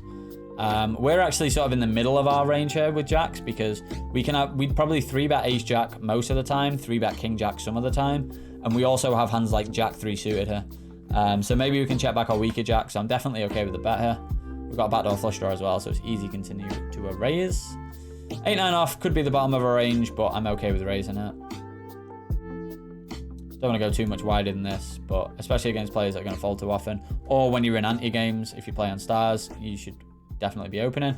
But again, it helps knowing if you've got a hood, how often they fold to 3-bet, or even just a note saying that they're on aggressive regular and they 3-bet a lot from the big blind. then you know that, you know, you have to open less, basically. So Jack 8 suited there, I think we can call. Not really in love with it. I mean, it's kind of close, right? Versus a 3x and a call. But multi-way, I think we just about have enough equity to call, considering we're getting a good price. But again, if you're uncomfortable playing this, I'm okay with the folds. A couple of weeks ago, then. So Queen 7 suited could be, again, an open from the cutoff on the left. Would be a loose open, again, at the bottom of the range, but it's fine. Queen 3, definitely okay with checking back and just checking the river. We just got showdown against hands like 5-3 off. And again, you can note him saying limp 5-3 off, blind versus blind, because it's just not unnecessary limp, especially at lower stakes. A6 suited here, we have a couple of options. Oh, unless this guy raises. And then we have one option. Okay, so we can limp here, or we can raise pretty big, like 5 and a bit big blinds. This is no way near big enough. We need to make this probably at least 5 big blinds versus 2 limps. And we're out of position. On the bottom, we can make it slightly smaller, maybe 4. Out the big blind, out the small blind, when we make it this size, it's just going call every time. We want to try and get heads up. That's the idea of it. So yeah. Queen 3 off is a call versus queen, right, so when you're thinking about ranges, don't think like that, oh, Queen 3 off is a call, but Queen 2 off is a fold. The equity differences in Queen 3 off and Queen 2 off are so minimal that the differences in EV between calling and folding those hands are fuck all. They're so little, I would consider it at the stake negligible. Either defend both of them or defend none of them, and I would definitely defend neither of them. So don't think that, you know, just because, say, this says, so let's have a look blind on blind here. Because there has to be a set line, right? But the EV difference is minimal. So here it's saying that, obviously this is versus a bigger raise. So this is going to be a fold, then this is marginal, and then this is marginal, blah, blah, blah. You can cut all of these hands off, like, if you want. The EV differences in 7-5 off and 8-6 off, very, very, very, very narrow. Obviously, connectors and gappers, there is... But again, they're not that significant, because... But slightly more significant. But hands like Queen 3 off, Queen 4 off, King 2 suited, King 3 suited... The difference in though is so minimal that it doesn't make a difference. Like, it really doesn't. Obviously, when you get higher cards, it does, because like King 9, a 9 has high card value, right? As well as being connected. An 8 has high card value. A 2 and a 3 don't. So don't worry about, it was half a joke, all right. But just, yeah, don't be thingy in. So now we're in kind of a tough spot, which is why I don't mind just over limping with the A6 suited. Because when we go call, our hand really isn't that great out of position multi-way. So, yeah, it's suited, but we're already in a tough spot and we have a pair. I could honestly get behind raising here as a bluff. Like, it's a weird one. I honestly wouldn't mind check raising. The reason why, our hand feels too strong to fold, but it's in a way too weak to call. We've got second pair, no backdoor flush draw or flush draw. We're out of position to 2 players, but it also feels too strong to fold versus this sizing. I could honestly get behind a check raise bluff, which is a very weird specific spot, but I honestly don't hate it. I don't hate calling either, but there's not many turns we improve on. So yeah, the ace queen air button versus the small blind, we can do a few things. We could 4-bet bluff, or we could call. I think folding in these positions is too tight versus earlier positions. We can definitely fold to 3-bets, especially if we're out of position. But I think that we should either call or 4-bet. And I'm a fan of just checking back this flop. He can check a lot with like, what are we trying to get to fold? Ace king. Like, if he has a hand like ace 5 of spades, right, we're ahead of that anyway. We don't need that to fold. Like, yeah, we deny equity to stuff like that, and maybe deny equity to hands like king jack's never going to fold. It's probably going to check raise. But there's really not that much we can get to fold on this board that we don't already beat. So it's like ace king, and even then we don't have a heart, so we could have ace king with a heart or ace king of hearts. I think we can just check this back. We can also just check back some strong hands on this board as well, and some good draws and stuff. So I don't think we need to bet ace queen ever, especially without a heart. I think this is just too punty. Like, now what do we do? And now it gets weirder. We're getting such a good price. I just don't know what to do here. Maybe even call is fine because we're just getting an amazing price. But now, again, we're just in a very tough spot. And then we have to check river, and then it sucks. So again, this is the problem with playing out of position. You don't get to realize your equity. You get put in tough spots. I can see over limping if not make it bigger to try and go heads up. And that's why I like check raising the flop, because if we have the best hand, we want to take it down. We're going to be a slave to the runouts because there's no really good turn cards. And so, yeah, it just kind of sucks. And I guess we just fold river. We have better hands to call with. There's a weird bet from him on the right-hand side. Obviously, we can't do anything but fold with this hand. We don't have any good blockers. We can never call. But, like, he's not supposed to have many flushes or 10x. We are. So this is a very strange bet from him. Even when we have 10x in his spot, I still think we want to check to allow us to bluff. If he checks to us, we can definitely bluff. Even though we don't have a lot of, like, blocking potential. We don't block any of his strong hands, other than aces and queens. We still have a card that's very good for us. We can have 10x and we can have flushes. So I could see a bluff there. His bet is honestly kind of weird. And he checks back when we win with the a6. Now, what's the first thing we want to do? Yes, he's doing it. Okay. And then note him. So again, we can just have a very simple note.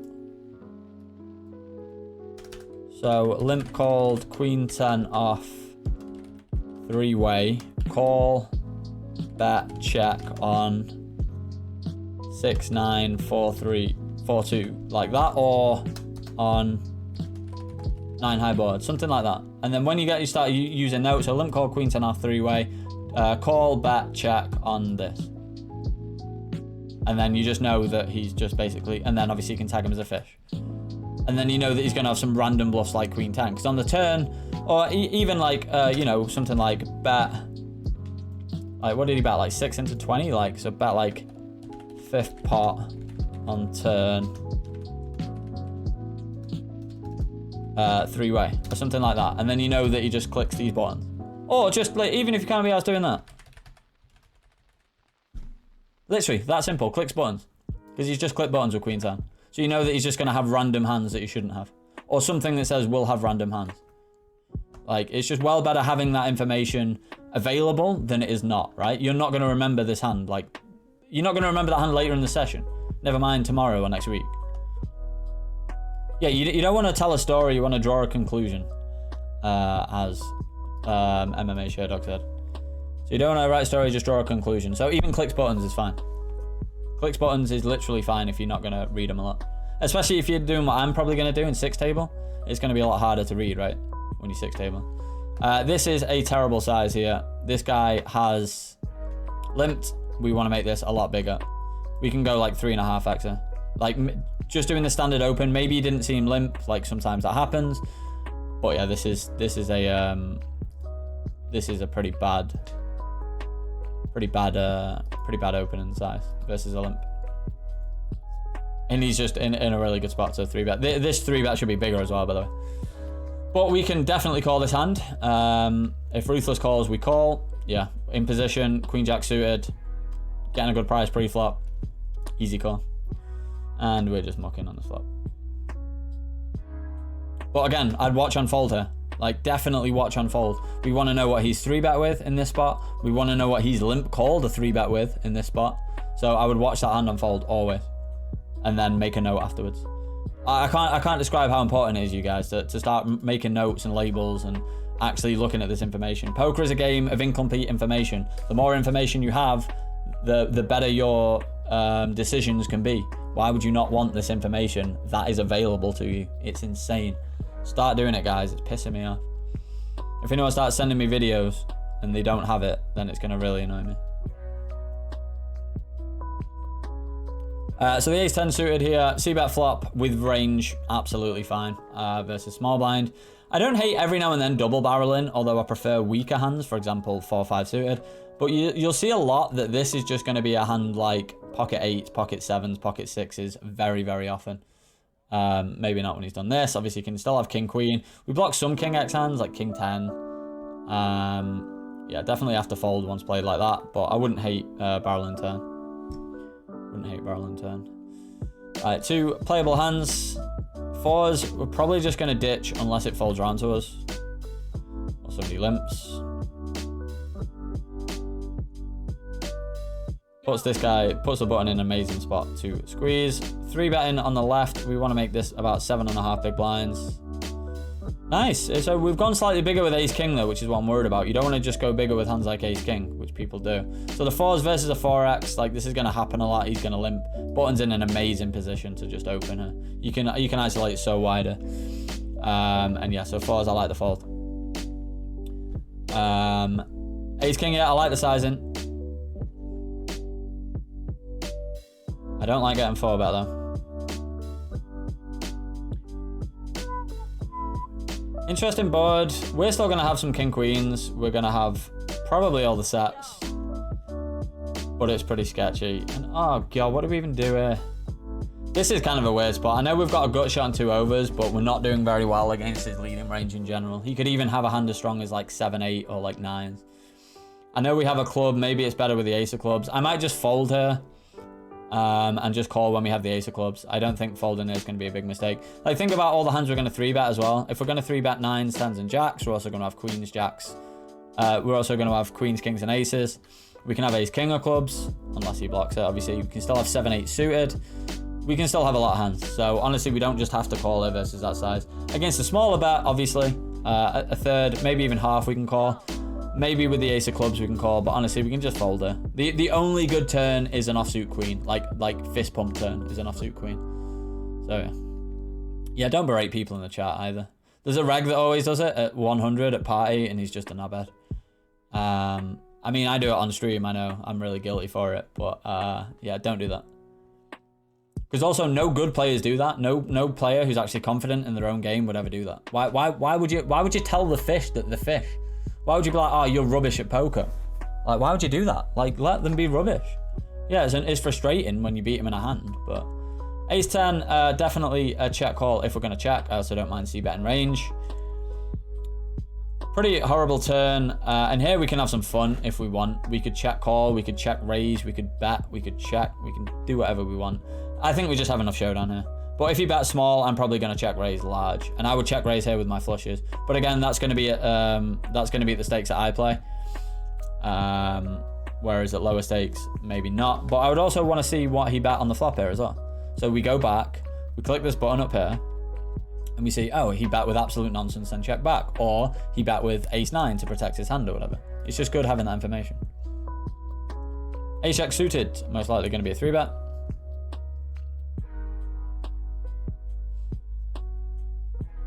Yeah, people that berate people in the chat. I actually blocked myself on PKR from the chat box because I kept doing it. But I had a like, I mean, my mental game is not amazing now, but yeah, this should probably be at least one big blind bigger versus a 3x. You could even go 11 here versus a 3x. I think 10 is fine. And we have just a that board. I think checking makes sense, and this is why, if you remember with the session with Felt Firefox, when he flopped the nuts with the ace king of spades, flopped the nut flush, that was slightly different because it was a 4-bet pot. But he check raise flop. I think he should just check call flop. So when we have hands like ace queen of spades, queen 10 of spades, ace 5 of spades, I would definitely check call this flop, because we're going to have a lot of hands, right, that naturally want to check call. Ace jack suited, ace king with no spade, ace king with a spade, ace queen, stuff like that. We're going to want to have a lot of check calls.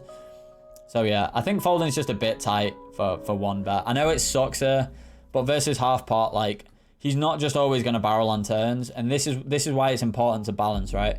If we can have strong hands there, like queen 10 or, you know, nut flushes, he can't just barrel us over, you know, run us over with aggression.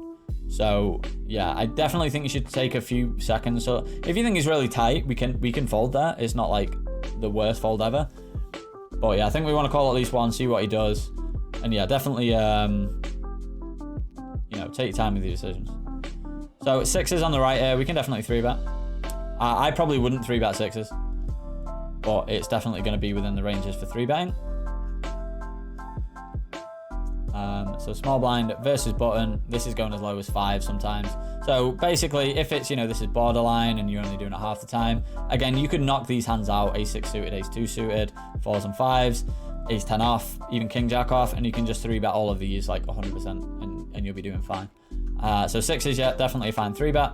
At the stakes I play, I get called a lot, I floated a lot, and just get put into spots, so I don't 3-bet the lower part of my pair range because I don't think it has enough playability. So I probably just 3-bet 7s plus. So did we c-bet the flop, I assume? Again, I prefer a smaller sizing, but I'm okay with c-betting this flop. Our hand does need protection. On this turn card, 2 should be a fold here for sure. Calling is really not good. I know it seems like, oh yeah, we've got good implied odds. It's only 2.4 big blinds. Our hand's easy to play. But just in the long run, you're not going to be making money. You've still got 3 plays left to axe as well. Like, I used to autopilot call here. So try and get out of your autopilot mindset. Like, look, we just have no playability on these boards. It doesn't have a 2 on it. We're fucked. Okay, so yeah, I like the check on the turn of the 6s, I like the check on the river. And what do we need to do here? We need to see what he had in that hand. Why would you not want to see what he had? Like, we managed to win there with 6s on this board when he checks back. So if he checks back some random hand like Queen 8 suited, we want to know that he doesn't bluff, like when he has no showdown. If he has a hand like Ace King, yeah, he's got some showdown. But then we want to know that he didn't 4-bet Ace King. Really important to get that information, guys. I can't stress it enough. It's annoying me. Alright, Queen's easy open.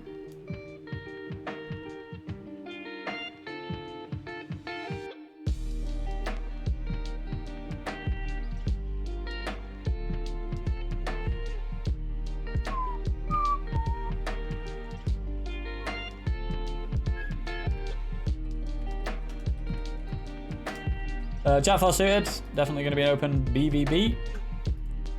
5-6 can be a defend here. And not really much we can do on this versus this sizing. So we don't need to, like, you know, if you guys know what the minimum defense frequency is, we don't really need to take that into account and think, oh, we're folding too much here. We need to start calling with just nonsense. Like, just don't float with absolute nonsense. Even if you think you c-bets a lot, you can float wider. But nothing like 6-high. Maybe 6-high with a backdoor flush draw. If it was 6-5 of spades, I think the 4 was a 4 of spades. So we could maybe float that because, you know, we can pick up some equity. But hands like 5-6 off, just no. No. Ace Queen, easy open. Queen Jack suited will be an open or a 3-bet.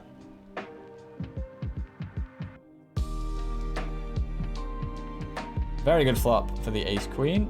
3-way, I think I just generally want to lean towards betting. Again, like with the 6s earlier, because you're 3-way, even though your hand's so strong here, a lot of turns can really change. First of all, the board texture, and then secondly, the amount of equity that you have. If the 8 of spades comes, someone could have King, Queen of spades and have a flush draw. Somebody could have 6, 7 of hearts, and then you're drawing dead. I know that's an extreme example, but you get the idea. So Queen Jack, yep, definitely an open. I think I like going bigger on this turn. It's kind of it's definitely better for the, he's in the small blind actually. I think I'm just going bigger here just to attack a lot of his ace-x. Maybe hands like 9-8 suited. He can still have 5-6 suited, maybe 7-8 suited. But yeah, definitely want to go bigger. On this river, I'm just going very large, like monstrously large. The idea is we're trying to attack ace-x here. 9x should really be folding maybe turn. And he probably won't call river anyway. So I want to go really big here and target his ace-x where we just have advantage on. So I want to go like probably pot. I'm probably betting pot. Queen Jack suited, I like the c-bet here.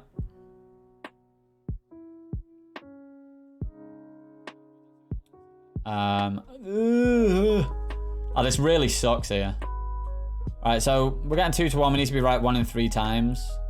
Alright, so the question is, what bluffs does he have? Maybe something like 5-6 suited, which blocks bluffs. Blocks full houses, sorry. Maybe something like 6-7 suited.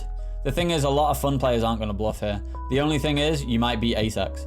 So he might check shove a hand like ace-10 for value. Yeah, we just have to call it. But it's not a lovely spot. We're definitely going to lose a lot, but we need to be right 1 in 3. If he has bluffs, if we know he's going to bluff a lot, like 6-7 suited, 5-6 suited, we have to call. And yeah, we have a very strong hand and can technically beat value. So it's definitely a call. Wouldn't be surprised to see something like 5s or like ace-5 suited or something. 4-5 suited. So I almost like his raise. I prefer it with 5-6 or 5-7 or 6-7 because you block some of the strongest hands that we can have. Obviously, if we're back calling with an ace anyway, it doesn't really matter. I mean, I don't know. It's kind of punty. It's a bit punty, to be honest. But yeah, definitely have to call. Let me win. That's nice. And then you can tag him. You can tag him. Like, tag him as... Even if you can't be able to do notes, tag him as aggressive. Or, again, something like this. So...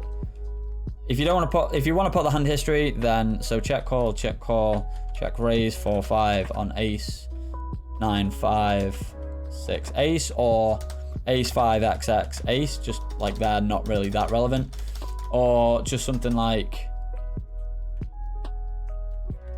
check raised, bluffed,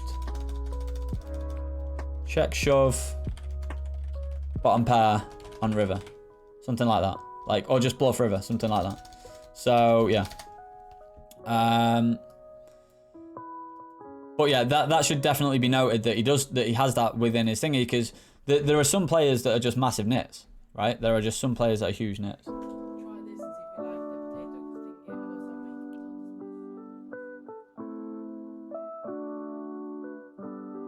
Yeah. Thanks, Alice. So yeah, so there's a lot of players that are just massive nits, right? So we want to know that they're nits, and we want to know that these people are aggressive. So just note or tag. This turn here, again, I think I really like betting the turn with the queen jack suited. We can still get a lot of hands to fold, ace highs, maybe hands like pocket fives. And also it comes down to it when I said originally that we have a hand with not that much showdown. We have queen high, but we still have equity. We've got 2 overcards and we've got a flush draw. Mainly you want to bet, especially because we're against a fun player. I think we just want to bet. When we're against regs, we want to check back sometimes because we want to have flushes when we can check back. But we can also check back more obvious ones like ace 4 of hearts where we have some showdown now. So here when we have a little showdown, 2 overs and a flush draw, I think I want to bet all the time. See, it's all well and good that you got the hand back up. You know, it's all well and good that you get the hand back up down here, but first of all, this is taking your focus away, which I get noticed does, but then you're not gaining anything. All you've gone is, oh, look what you did. Like, and then here we just have a pretty mandatory fold with the queen jack suited. We block some of his obvious bluffs, so we never want to raise there as a bluff. So yeah, I think it's just definite fold. Kings want a 3-bet. Always want a 3-bet. Again, slightly bigger sizing, but at least you go in the 3x in position, so it's not really that bad.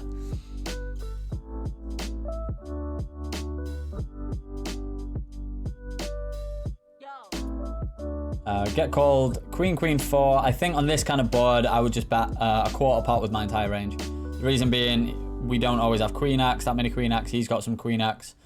We probably have similar amount, but I think half pot's just too bigger. We're starting to fold out some like ace high floats, like with backdoors and stuff that we want him to call with. We are increasing the pot size when he does have queen x. You definitely want to bet. We can also check this sometimes, but I prefer checking with aces or maybe a queen. So the thing is, kings is probably a 2-street hand on this kind of board, right? Aces and kings, easy game. So like we could bet turn, but then we might have to check river. I honestly just like checking turner. And then we have a pretty clear call or value bet on the river. The good thing about this river is when he has 7s and 8s, he now has 7 or 8 high, so I might want to bluff to try and get us to fold out an ace high or something like that. Maybe he's got 10s or jacks. I wouldn't generally raise here for value, but against some players, against certain sizes, you could, because he might want to call with 10s or jacks. But yeah, I think we just call. Right, aces on the left. This is an interesting board. I'm okay with checking range on this board. So we check hands like aces because you can have a lot of this, right? You can have 7s, 8s, 9s, 10 jack suited, 5, 6 suited, 7, 8 suited, 8, 9 suited. Hands like queen jack of hearts, hands like 9, 10 suited, 6, 7 suited. I'm okay just check calling here to pot control with this kind of hand. Again, this isn't really likely to be a 3-street hand. So yeah. So with the kings, I think we just call the river. Oh, no. Absolutely not. Absolutely not. That is bang out of order. This is the only one mistake I've seen you do. He can have bluffs. We can beat bluffs. We have to call. With that sizing, he can bet 10s or jacks. This is the easiest call in the world. I'm actually very surprised to see you make a fold this tight. If he bets pot, I could understand you folding, but I still think we should call. Like, think about this as well. He's bet half pot. We're calling 12.4 to win 37.4. That means we're getting 3 to 1. When we're getting 3 to 1, we need to be right 1 in 4 times. We only need to have the best hand 1 in 4 times here to make money.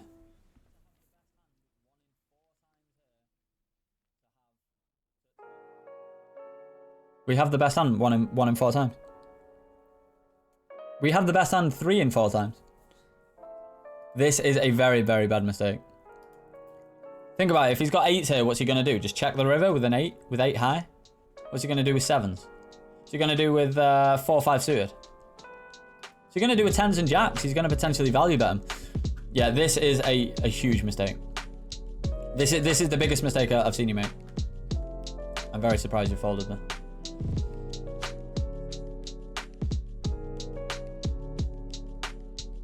Yeah, so you just have to call him. If you need more information on stuff, then just, you know, message and why you should be calling. But he can have bluffs. He can overvalue, worse for value. And yeah. So, interesting river here on offsuit king. I don't mind betting this because we can have bluffs. I also think that we should be check calling a lot because 1, we can pot control against better hands, and 2, we can get his hands like queen jack of diamonds, queen jack of hearts to bluff. Also, we block the nut flush, so that is a better reason to bet because he can't have a hand like ace-5 of hearts. So that is a better reason to bet. So I think either is fine because we're going to bluff this river sometimes, but I think check calling is probably better here because he can bet everything that missed. And he min clicks. And I mean, if you find me a bluff, versus a triple barrel here, I will eat my hat. There's just no way he's bluffing, I don't think, at these stakes. This sucks, but I think we just got to fold. If we bet smaller, maybe we can call because we can induce and allow bluffs. Yeah, it's like, I mean, what the fuck's he doing with king 9? Again, note him. Call king 9 off, pre-flop, call, min raise. But this is why I prefer check calling as well. Like, I know we're getting an amazing price here, but like, you name me a bluff that just min raises. You name me. I've never seen anyone min raise bluffer. In saying that, I always fold now because I assume they're never bluffing. So maybe I'm getting exploited to shit, but this just isn't a bluff. We have 1 pair. He can have straights, he can have sets, he can have 2 pairs. Don't think he ever does this with king, queen of hearts. I think this is just a fold. But this is why I like check calling, so we're not putting them spots. I think check call would be better. And to be fair, it is tough. At the end of the day, your EV with aces and kings is going to be the highest out of any other hands. Aces and kings will make you the most money in cash game poker. Whether you believe that or not, it's true. It'll make you more money. Yeah, but if 10-9 suited and king-queen turn it into a bluff, you're telling me they're going to min-raise as a bluff. They're just going to shove. Not to mention we can have stronger hands. So I think that was an overplay with aces, and I think that was an underplay with kings. The kings was definitely a call on the river there. That was far too tight.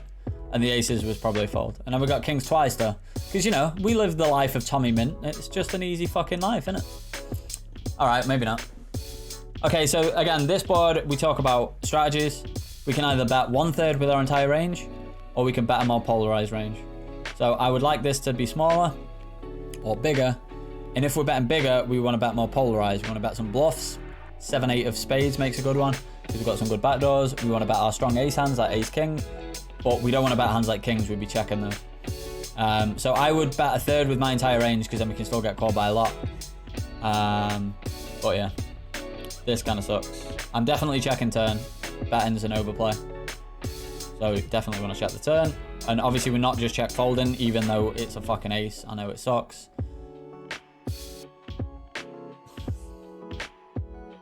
I mean, against that size, I can sort of get behind it. But he can have, if he's got floats like queen jack of hearts, 4-5 of spades. I mean, it's kind of close. I don't hate folding against this size, and it depends on the player, really. As a general rule of thumb, I wouldn't fold because I will see players do this with hands like 7s for protection. Even this sizing, which they shouldn't. No, that's what I'm saying. You don't have to bet the flop, but there's two general strategies you want to have when you've got advantage. Either bet a third with your entire range, so every single hand, or bet a more polarized range, but don't bet as often, so you don't bet your entire range. So hands like kings and queens are going to be a good checking hand, and then you're going to check some aces as well, and the hands like pocket aces. But that's a different strategy where you're going to check like 25% of the time and bet 75% of the time. The 1/3 strategy is just to bet 100% of your hands with 1/3 sizing. Again, 3-bet's not big enough, but we've discussed this. Versus a raise and a call, this has to be at like 11. Fold though, so it's fine. At least we didn't lose with that kings. So it's tough when you lose with kings. Like I say, kings is going to make you the most money long run. This is amazing. Insta tag. I've played this guy. This guy plays 100 on L sometimes and does shit like this. He's a whale. He's a sick whale, by the way. So tag him as a whale. Open shoved 100 big blinds under the gun. He's obviously not very good at poker. And you want to know this because you want to play pots with him. So then you get onto this table and he's there. You don't have to think, what was that guy called? Hamza. This you've got to fold though, it sucks. But you've just got a big purple tag and you're like, right, this guy's a whale. I want to play pots with him. Guy is a goon, mate. I've seen him just click buttons. Fucking love it, mate. But yeah, noting and labeling important, guys. Anyone watching this now, take notes about what I'm saying and write down that you need to note and label people more. Queen 5 suited is a weird one here. I hate these spots because I'm just clicking the call button. But that's because I overestimate my edge. I think I'm the best. But at the end of the day, we're getting 9-1 on a call. We literally need to have 10% equity in the hand to make this a profitable call. If you're just looking at just set pot odds and not including implied odds and stuff. So I'd probably just call it because we're getting an amazing price. So 4-5 suited, we sort of covered. Easy open. We can open this 100%. And once this guy 3-bets, I like how you instantly go and fold. So we can call 3-bets with 4-5 suited. Like it's not a hand that we have to fold, but in this position we do have to fold because, all right, there's so many reasons. First of all, well, we're at the bottom of our range. We don't have to defend this all the time anyway. Secondly, he's not got a full stack, so our implied odds are even worse, sorry, because we've got less that we can thingy. But primarily, this guy is still to act. If we call, we're giving him an amazing prize, so he calls as well, and then we're out of position, right? So one of the advantages of calling 3-bets from against the blinds is that we are going to be in position a lot, right? Which just means we get to realize our equity better. So that is a reason why we can call relatively wide, but then in this spot, we're not going to be in position because he's going to call. Not to mention that he can still, we're not closing the action either. So he could still 4-bet. It's not going to happen a lot, but he could still do it and then we're kicked out of the hand completely. So this is definitely got to be a folder. When you go in multi-way, you just have to be tighter in these spots because you don't get to realize your equity as much, especially when you're out of position. So calling here, again, I've seen like the players do this. You go to call and then you end up folding. You go to fold and then you end up calling, or vice versa. So yeah, definitely a folder. Now I assume we're going 3-way. Ace-8 easy open on the button. And he rips. And that's why. And also, I wouldn't have fast folded there because, again, you want this information. So he shoves. You want to wait until at least he calls. If he folds, then you fold. If he calls, then you want to watch the hand, right? You want to know what he's back 4-betting with. So a back 4-bet is when you call a raise and then somebody 3-bets and then you 4-bet. So it's not like he's the original raiser. He just called, he 3-bet, and then he what's known as back 4-bet. So you want to know what he's doing that with and what he's 3-betting with, right? So yeah, don't fast fold until you know what he's got. But there is a prime example of why you can't call too much, like in those kind of spots, because then stuff like that happens. And even if it doesn't happen often, it's going to happen sometimes, meaning that you don't get to realize all of that equity. So 4-7 suited could have been a, again, don't be doing this as well. I've noticed people do this when they're in the small blind, just snap folding. Like Ace-2 is an open blind versus blind. This is why fast forward's good for against fun players, because they're not going to wait that long just to, you know, just to maybe fold anyway if somebody opens. So they're not going to bother. They're just going to fast fold, right? So wait, we need opening ranges for the small blinds. And if you look at how wide we can open, 7-4 suited, we can open. Ace-2 off, borderline, but in this kind of pool, I think we should open. So you don't want to be doing that just because it's not a very good hand, because you're still going to be losing out a little bit of EV just to get like another hand in, and it's not really going to be worth it. Queen 4 obviously is going to be a fold either way, or should be a fold either way, one will presume, or it's going to be close. Yeah, it's not even nearly that close. So it's weird that you fast fold some hands and then you're just not doing it here. I don't know if something else was going on or whatever, but it's kind of strange. And 4-5 off, you know, you can fold hands like that.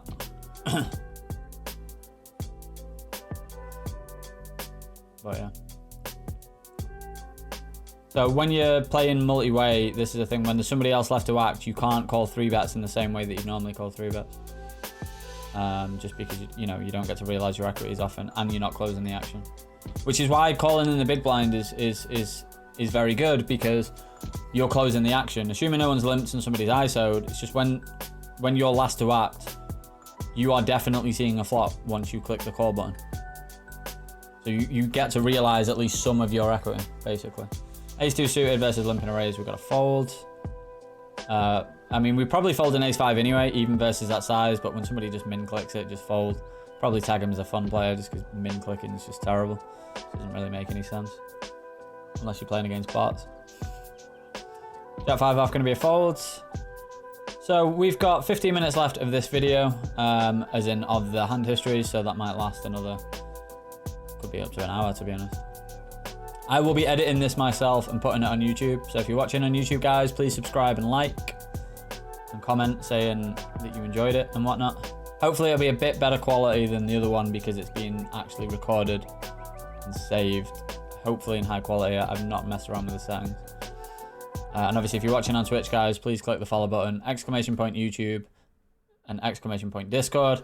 I'll leave those in the description below for those watching on YouTube. But you can jump in the Discord and you can send me your hand histories for stuff like this.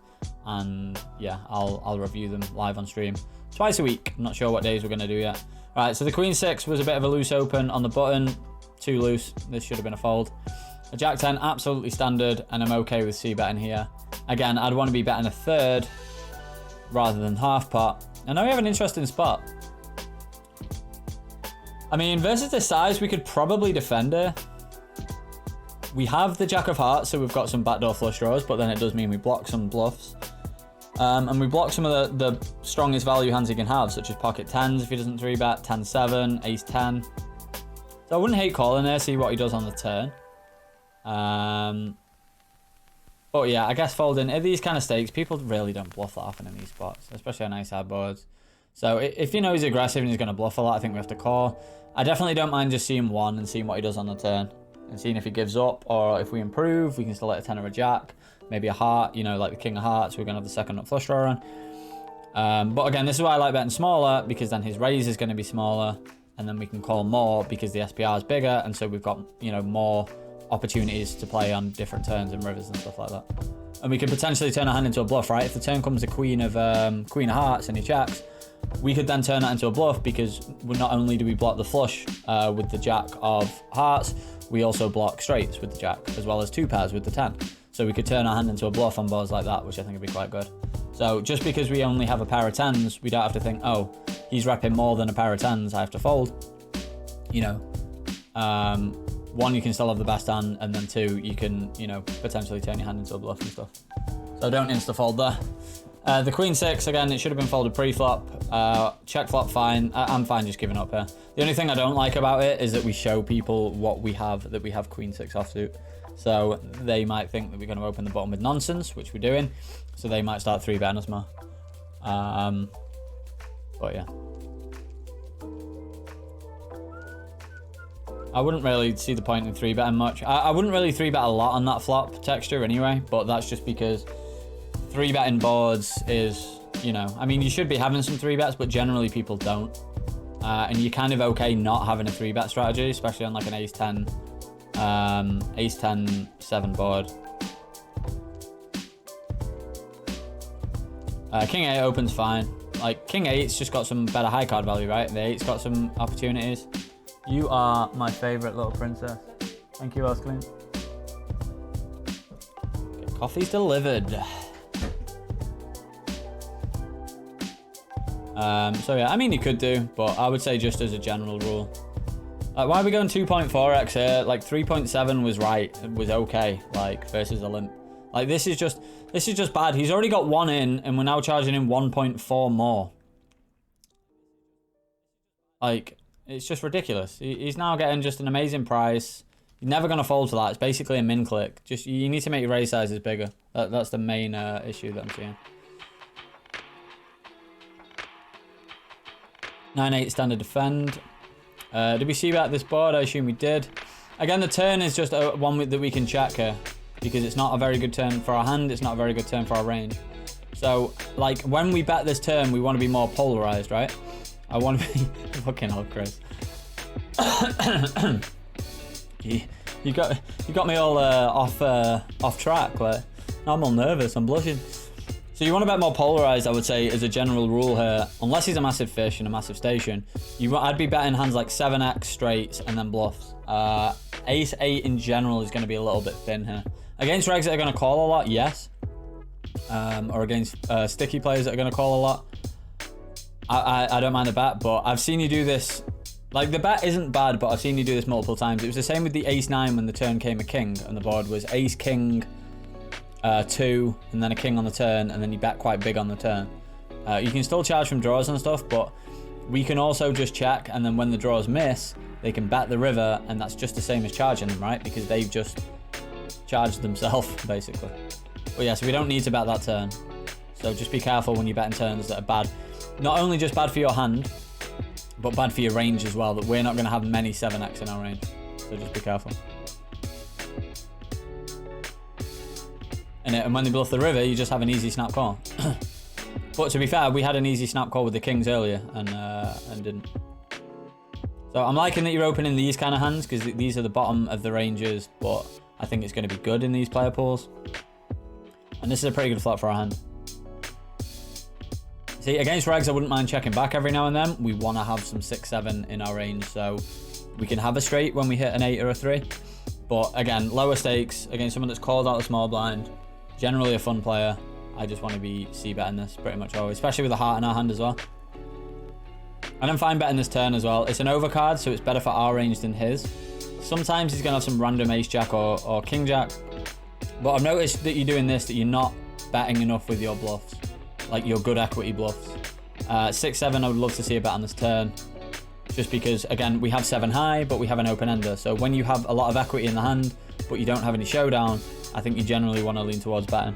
And this river, I would just bluff always.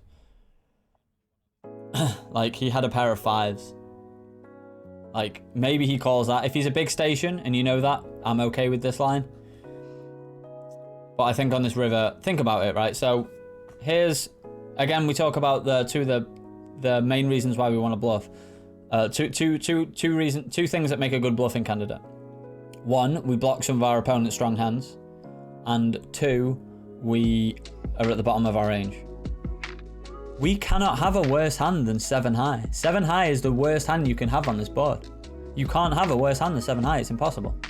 So if we're going to bluff on this river, which we should, why not bluff our very worst hand? This is the worst hand anyone can have on this board, 7 high. Agreed, this is a 3-barrel spot if I ever saw one. Because we can bet flop, we can bet the turn, and then the river comes, and we have a blocker to some flushes with the 7. So this, I would definitely triple barrel. This is, I would consider this a mandatory, not mandatory, but this is going to be one of our best triple barrel bluffs. Because we're at the very bottom of our range, 7 high, and we block some flushes. So as played, I would probably, because that you are going to check back some flush draws, which is fine. When this river comes and he checks, I'm probably going to overbet her. I probably bet 110% pot on this river. If I check the turn. Because I do have flushes there as well. But yeah, you just got to triple sometimes. I found myself in spots where in 200, I remember tripling a hand like Queen Jack. And I saw it and I was like, I had the suited combo that blocked the combos of King Queen and King Jack suited. and it's a king high board, and instantly I see the flop and I see bet, and I'm like, please fold, and he calls, and I'm like, I'm fucking tripling, aren't I? And I already know I'm tripling, and then I bet really small on the turn to maximize my fold equity in the river, but I already know in that spot when I'm going to triple barrel, and I wouldn't know anyway because it depends on what the river is, but once I get to this turn, I'm probably thinking, all right, I'm going to triple this, because I'm going to bet on a heart because we have a heart blocker. I'm going to bet on, obviously, a 3 or an 8 because it gives us a straight. And then any overcard I'm going to bet because he's not supposed to have that many overcards. So maybe I check on like a 9 or like a jack or something like that. But I'm pretty much always tripling this. So yeah, because this is the bottom of the range, this is how I think you should approach bluffs. That like, if you're not going to have many bluffs, just bluff this one. It's the worst hand you can have, 7 high. Bluff it. By betting 7 high, you get 8 high to fold, you get 10 high to fold, you get queen high to fold, you get king high to fold. Maybe a pair of 5s, a pair of 4s, a pair of 2s. When you bluff in ace highs, you're only getting the pairs to fold. So think about that, you basically have more fold equity with a hand like 6-7, so you should be bluffing more with those kind of hands. I think that's a really overlooked concept that people don't really pay attention to. And obviously, you can tag him as a fish. He called 5-3 suited from the small line. Which, in terms of equity, isn't that bad, but in terms of general play at low stakes, it is. Like, you actually probably have almost enough equity to call with 5-3 suited. But rake's dead high and stuff, so you shouldn't really be calling. So again, definitely 2s I would have folded under the gun anyway. In this spot, even though we're getting a good price, we're not closing the action. And at least we're going to be in position here, to be fair. But yeah, definitely a fold with the deuces. I like it.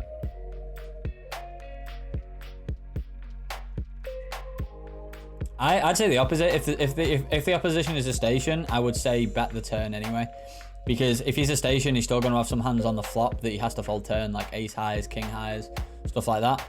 And I prefer betting with equity, because at least we can get there, than without equity, as in when we're drawing dead with 7 high. So I think I prefer betting the turn. So obviously we've gone through this a million times. Make sure you make these sizes bigger. You want a 3x blind versus blind.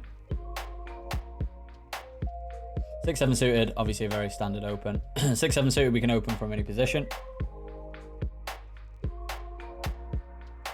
I'm noticing not many people are 3-betting you here, like they're really not, so I think we can take advantage of that and probably open slightly wider in this pool from what I've seen. That's if it's like this. But even blind on blind, like I think you can probably open wider than you do because nobody's 3-betting. Like, I was expecting you to finally get 3-bet and I was like, okay, this we could 4-bet. But I actually wouldn't recommend 4-betting a lot blind on blind because people just aren't 3-betting a lot. Again, this is one of those boards. Obviously, it's slightly better when it's like rainbow, but this is still a board where, especially when we hold a spade, I'm going to bet entire ranger. Bet 1/3 pot. Yeah, absolutely fine.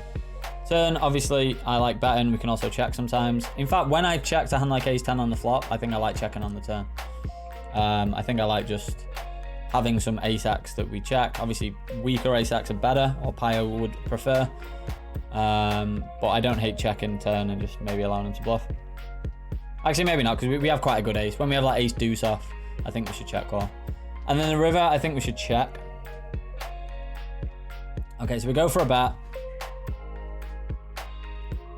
And we get called and we chop. So this is the problem, right? So I feel the same, Chris. When I tried party, I'm getting 3-bet a lot, so I need to adjust. Right, so on this river, when we bet, like, so, okay, so let's say he always bets the flop with a king. He doesn't always, but let's say he always bets the flop with a king. Then when it gets to this river, so he always bets the flop, so he doesn't have a king. We bet the turn and he calls, and then on the river, we bet, and he's going to have a decision. Now, if he always bets a king on the flop, I'm not saying he does, but he's not going to have a king. So what else can he have here? He can have an ace. We chop against every ace. He can have a 9 maybe and a 5 maybe. If he's got a 5, he's going to raise.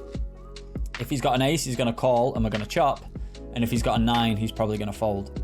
So, and then what happens when he has a hand like Queen Jack or Jack 10 or 3-4 of diamonds or,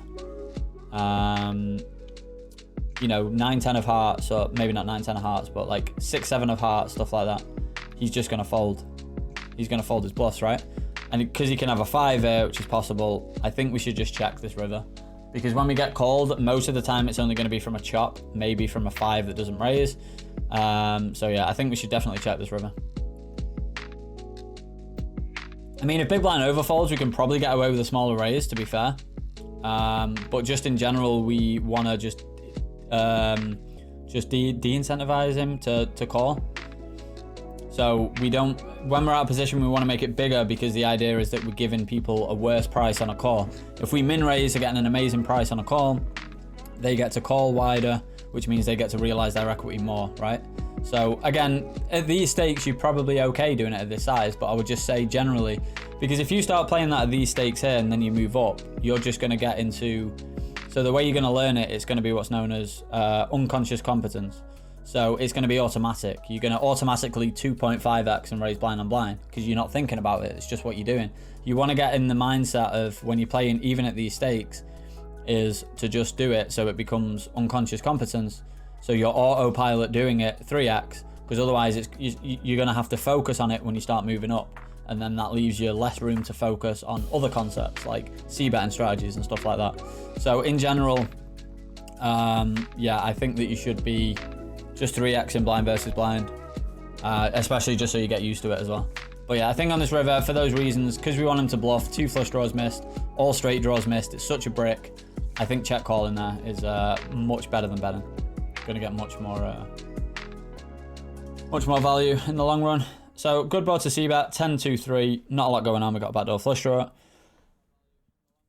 Again, I prefer a smaller size in. I'm okay just checking and giving up on this turn with this hand. We're going to have a lot of better bluffs. We can have hands like king queen. We can have hands like 8-9 suited. We can also have turn flush draws. Here we just have an ace high. We kind of want to get this to showdown, right? Sometimes it might be good. He can have some jack X, ace jack, king jack, queen jack. Yeah, and then against this size we just fold. I've got no problem with this hander. Can't win every hand. I used to go 4x blind on blind. I did that at 25 NL and 50 NL because it was to de-incentivize 3-betting. That I noticed that just from an exploitable point of view, that they 3-bet a lot less when I made it bigger, even though they should 3-bet more. And then as I got higher, I kept autopilot doing it, and then I was getting wrecked by doing it because I was actually getting 3-bet more when I started playing at 100. And I was like, why am I doing this? So yeah, it's not the worst strategy, but again, just be aware of it and stuff, and just be aware that, just make sure that you actually study it and how often that you are getting 3-bet and stuff like that. Like, keep your own database if you use a HUD. You can download hands from my game and put them into Poker Tracker. There's a link down below for Poker Tracker, which is just an amazing piece of software for the price. Again, we've been through this, but what's wrong with this 3-bet? It's too small. We want to make this probably 10 big blinds from the small blind versus a 2.6x. All right, these spots always suck, ace-high boards. Again, I still think I want to bet range here for a third. And the good thing is about betting range for 1/3 is that he still has to call a lot of hands that we beat. So he has to call 9s, he has to call 10s, stuff like that. And I would just bet my entire range here. So I'd bet ace-king, I'd bet ace-queen, I'd bet ace-jack suited, I'd bet aces. If you want to have a check range, then jacks, queens, kings all fall into it okay. But then you need to check some top end hands, right? You need to check 8s, you need to check aces, and then you're just going to be checking a lot. So yeah, I don't know. I think I would just bet. I think for simplicity's sake as well, like, just bet a third with your entire range. But not only for simplicity's sake, but just for like sake of ease. Like, when you bet a third, it becomes easier to guess the range than when you check. Like, if we check call and then check the turn and he bets again, it sucks.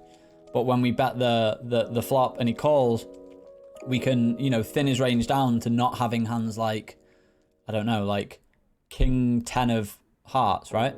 Whereas he could have king 10 of hearts if we check the flop and he bets, because he can just bet king 10 of hearts now. Whereas if we bet, he can't call king 10 of hearts. If I range bet with jacks, how would I play this 9 turn? I'll definitely check. But then again, I'm going to check a lot of my range here. So once we bet the flop, we're going to check on the turn, but we're going to check some strong hands and weak hands. So I'll tell you what, I'd probably bet a third on the flop, and then I would check most of my range on the turn. I would check call aces. I would check call 9s. I would check shove ace king. I would check shove ace queen. And I would check shove hands like 5-6 of clubs, 5-6 of spades, Jack-10 of spades, Jack-10 of clubs, combo draws. That's like my approximate range. And maybe like 7-8 of clubs as well.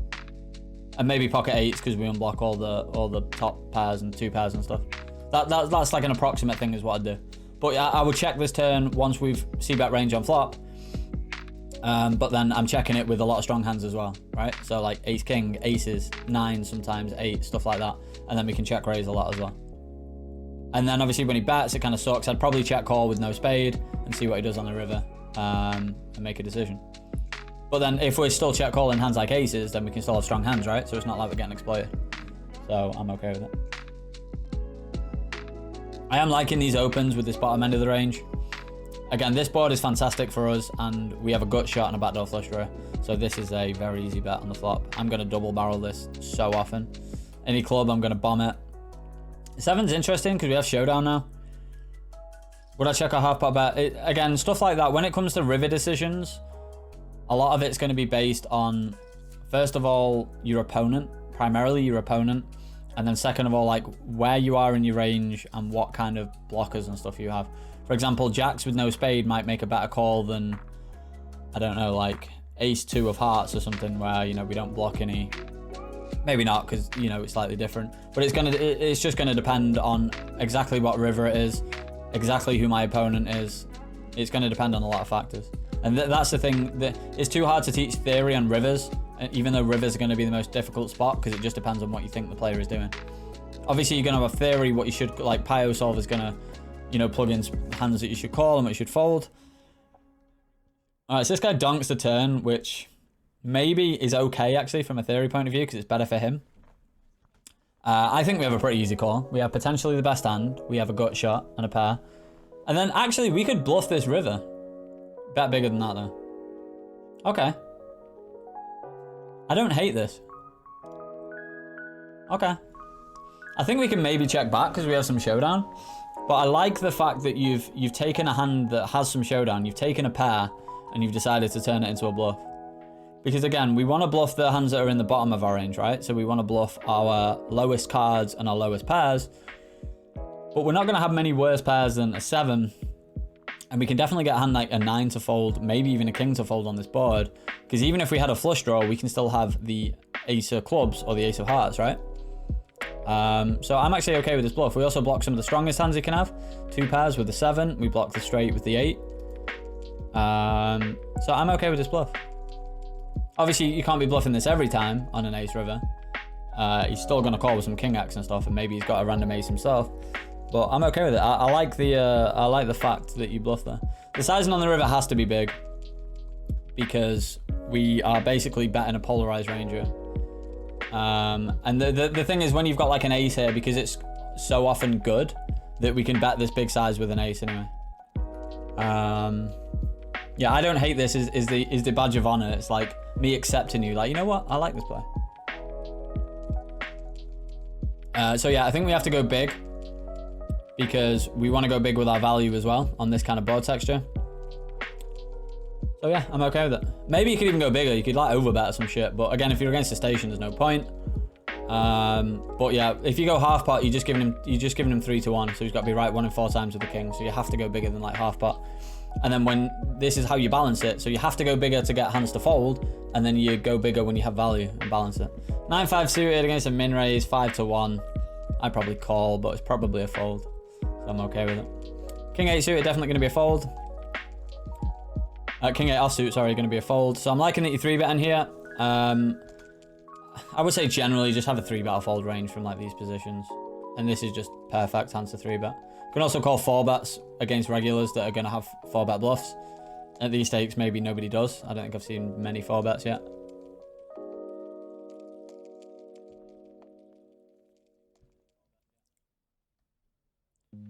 Bill Jack's just taking his time.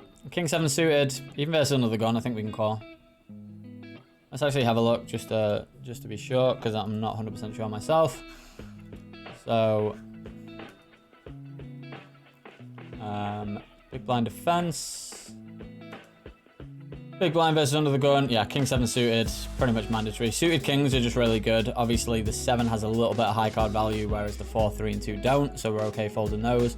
But I think king 7 suited, I mean, this is against a 3x to be fair, whereas these are against a 2.25x, so it's kind of close.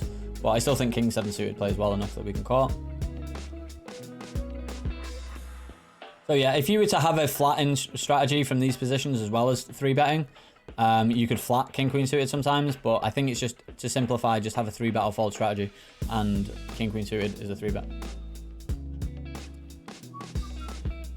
But yeah, actually, yeah, that's a point. So with higher rake, it's probably okay to fold as well.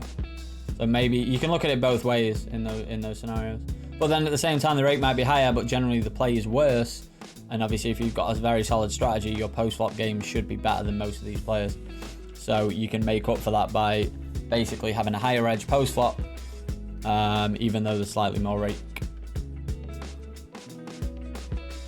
Next, we obviously a fold. I'm liking the sizing with the ace-king.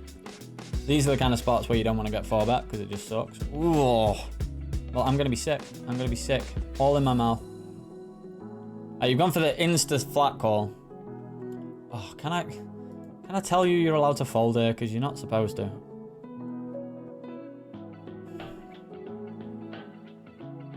Alright, this just sucks balls, plain and simple. So you've got to think about the positions that these are in. This is under the gun versus small, under the gun versus under the gun plus 1 versus big blind. Oh, honestly, I don't even hate folding at these stakes. Now, this isn't like really theory that you should fold here. I don't like calling because it's a big 3-bet. I know we're in position, but I think I just fold. So the thing is, you shouldn't really be folding here against like very aggressive players, or like if I'm streaming and playing this, I probably would fold, but like I definitely wouldn't want to fold, especially if I know that I'm against. Thing is, but you've got to look at the range here for cold 4-betting against these positions. It's got to be very strong. Although we block aces and kings, some players might even like cold call queens. Honestly, I think we're just fine letting this go. I think I would flat the suited combinations just because we have slightly more playability and just some flops we can instantly get it in on and be flipping. So like if we have ace king of hearts and the flop comes 2 hearts and we're against kings, we're flipping anyway on the flop. So we flip against more hands post flop than we would if we just got it in. We only flip against 1 hand. Like you shouldn't really have jacks in this spot. No, again, I just said that this isn't like a theory point, because first of all, solvers, theories, ranges, they all talk about heads up, right? There's no spot, they can't solve spots where it's under the gun versus under the gun plus 1 versus the big blind. You just have to use like your head, basically. So these are, this is basically the tightest ranges. Let's say this was button versus small blind versus big blind. Like, let's have a look at the ranges, right? So let's have a look at what we should 3-bet. Okay, let's have a look at what we should 3-bet big blind versus under the gun. This is what we're 3-betting versus under the gun when, like, 3-betting, never mind cold 4-betting. So we're only, I mean, yeah, we've got some of these some of the time. But, and then if we look at, yeah, I mean, it's going to be a fold. So if we look at what we're 3-betting from middle position versus under the gun, this is all we're 3-betting. So this is our range, and then he's 4-bet a range that looks like that. Now, obviously, if this is button versus small blind versus big blind, it's different because the small blind, we can 3-bet like so much against the button. We get to 3-bet all of this shit. And then the big blind is gonna be, you know, even versus a small blind, he'd be 3-betting that, so he can 3-bet, he can cold 4-bet something wide. So it's different than we just have an easy getting. In these positions, at these stakes, just fucking muck it. We can find a better spot, right? We have 7 big blinds invested. Do we need to get 100 more in? Do we need to get 100 more in and hope he's got queens? I think this is a fold, yeah. Yeah, this is a fold. I don't like calling because our hand doesn't play that well. Suited, I'm probably calling. But the thing is, I don't think calling is that bad because we shouldn't have a 5-bet range here, really. I think we should just call our entire range, which would include aces, kings, and queens. But honestly, I think we can just fold ace, king off. So this is a tough spot, but in these positions, I think we can fold. It's not just a cold 4-bet though. Like, it's not like, oh yeah, somebody's cold 4-bet. Like, it's literally the tightest positions. Maybe if small blind is a cold 4-bet him instead. And then we call and we see a flop that we just have to fold him. We can have jacks here. We should still have aces, and we can have kings and queens. Yeah, this is just a very clear fold. Even with a spade against this size, it's just a very easy fold as well. But this is what I mean. At least if we have ace, king of spades, and we peel, we're still gonna flop some flush draws, right? But yeah. So yeah, I'd definitely fold this pre. But at least ace, king, spades, we then have a flush draw. We get it in against kings, we're flipping. We get it in against aces. We still have like, what, 30-odd%? Yeah. Yeah. I mean, that is a pretty grim spot. I think probably calling is better than shoving because we can call our entire range, so we can call hands like aces as well, so we're not getting exploited. But honestly, we've got 7 big blinds in. We can wait for a better spot. Especially at these stakes. Where, as well, when you're playing lower stakes, I think that bankroll management is less important because you should be able to, in theory, reload if you're working or whatever. So I think that that you can basically tank roll management when you're in the lower stakes. So getting in and losing a buy-in with ace king for no real reason is going to be pretty disastrous in that spot. So I think you can just wait for better spots because you can be playing a less thingy. The threes here, obviously you know I don't like the caller. You got 3 players left to act that can 3-bet. It's just fold, just mock this. I know it's against the min raise and oh, we've got implied odds and oh, our hand's gonna be easy to play. Fucking how many times do you flop sets, Tommy? What a fucking life. Maybe he just knows it and the guy pots it. Oh Jesus, yeah, fucking loving life.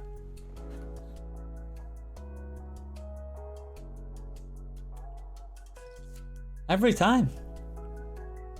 All right, this is like technically bad from a theory point of view, but I'm okay with it. And the fact he just pots and then folds is something that we should note him with. So we make a pretty bad call. We flop a set because we're Tommy Mint and, you know, that's how we make all our money. We just flop sets. But yeah, I definitely fold this pre because we don't really have much playability and we can only do it when we flop sets. So, okay, versus the pot size bet on the flop, I'm okay with raising. I'd rather raise the flop than the turn. I notice that you just call a lot. I think if we're going to call the flop, I think we should just call the turn. Maybe we can raise in case he just wants to overplay an overpair. Could maybe even make that a little smaller. Like, literally like 36. Just pretty much min click it. But yeah, kind of a weird spot, but I think we should be folding pre. But yeah, obviously, since he just not folded, he's probably bluffing before call, so you should note him for that you just pot, fold. And next time he does it, we just call down, right? Again, that's going to depend. A lot of these decisions, although I'm trying to teach you from a theory-based point of view that we want to be balanced. So let's say we can call half the time. Okay, let's say we can bet half the time in a spot and check half the time in a spot, right?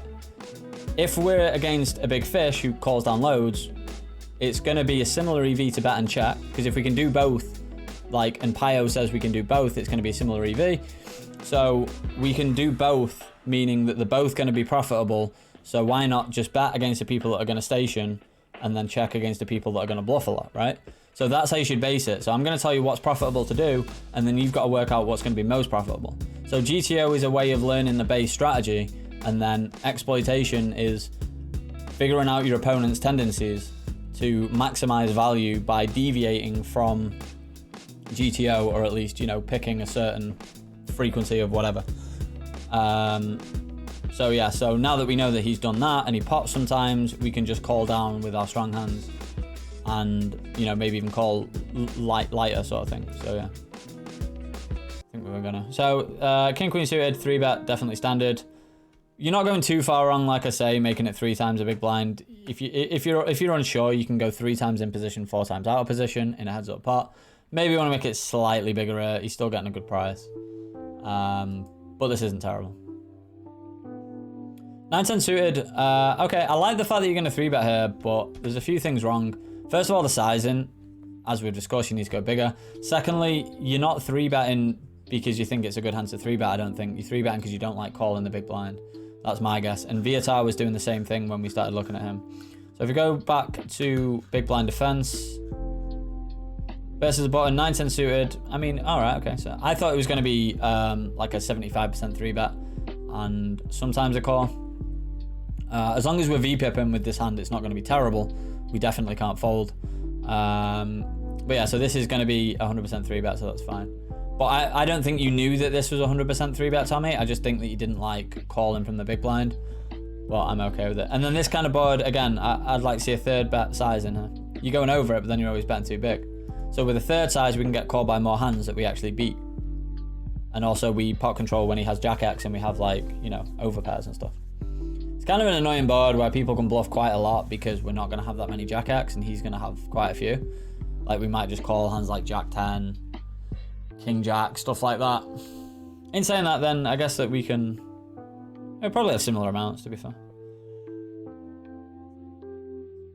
Queen 7, bit loose, but I'm okay with it. Blind and blind.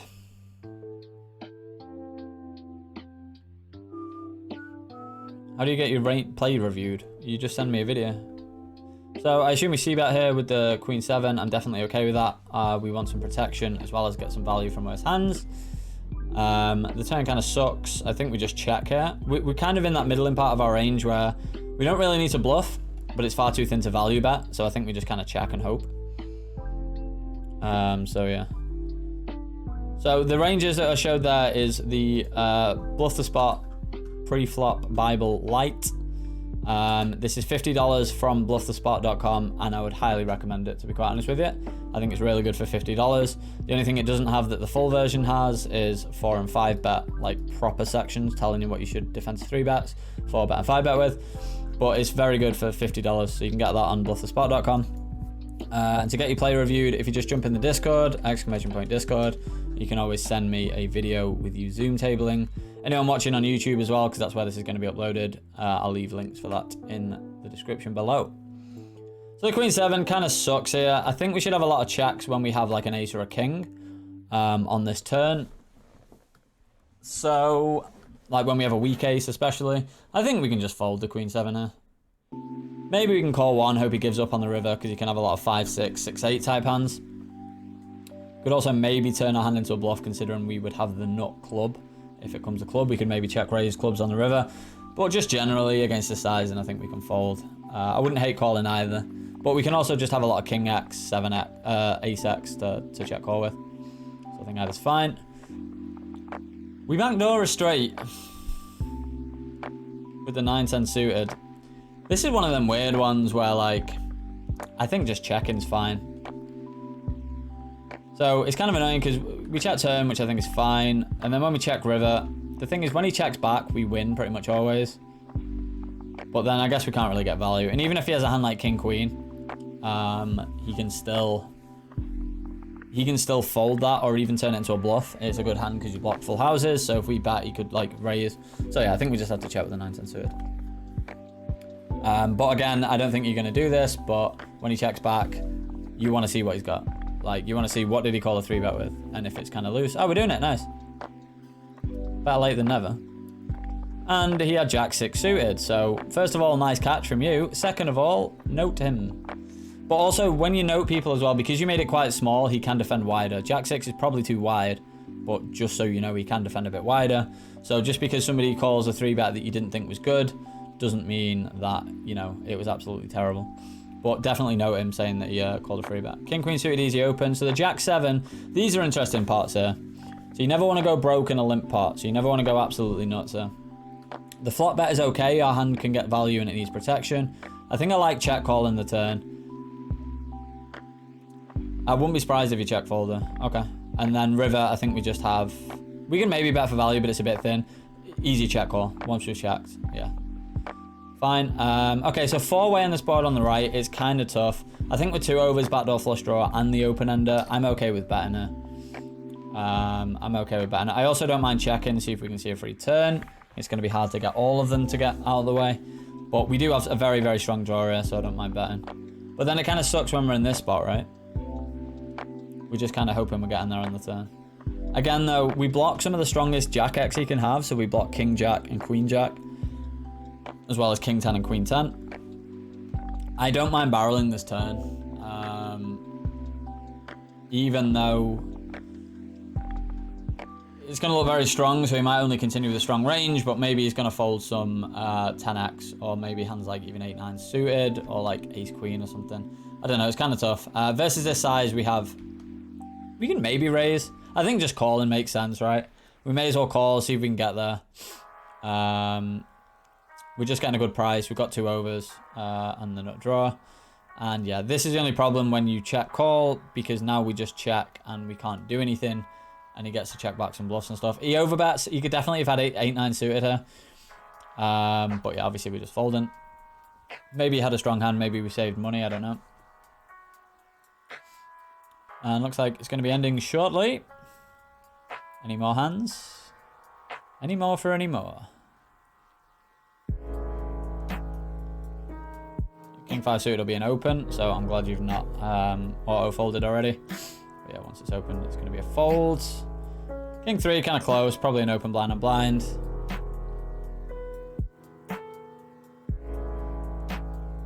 And again, I want to see bigger sizing, but I guess it's not that bad at these stakes.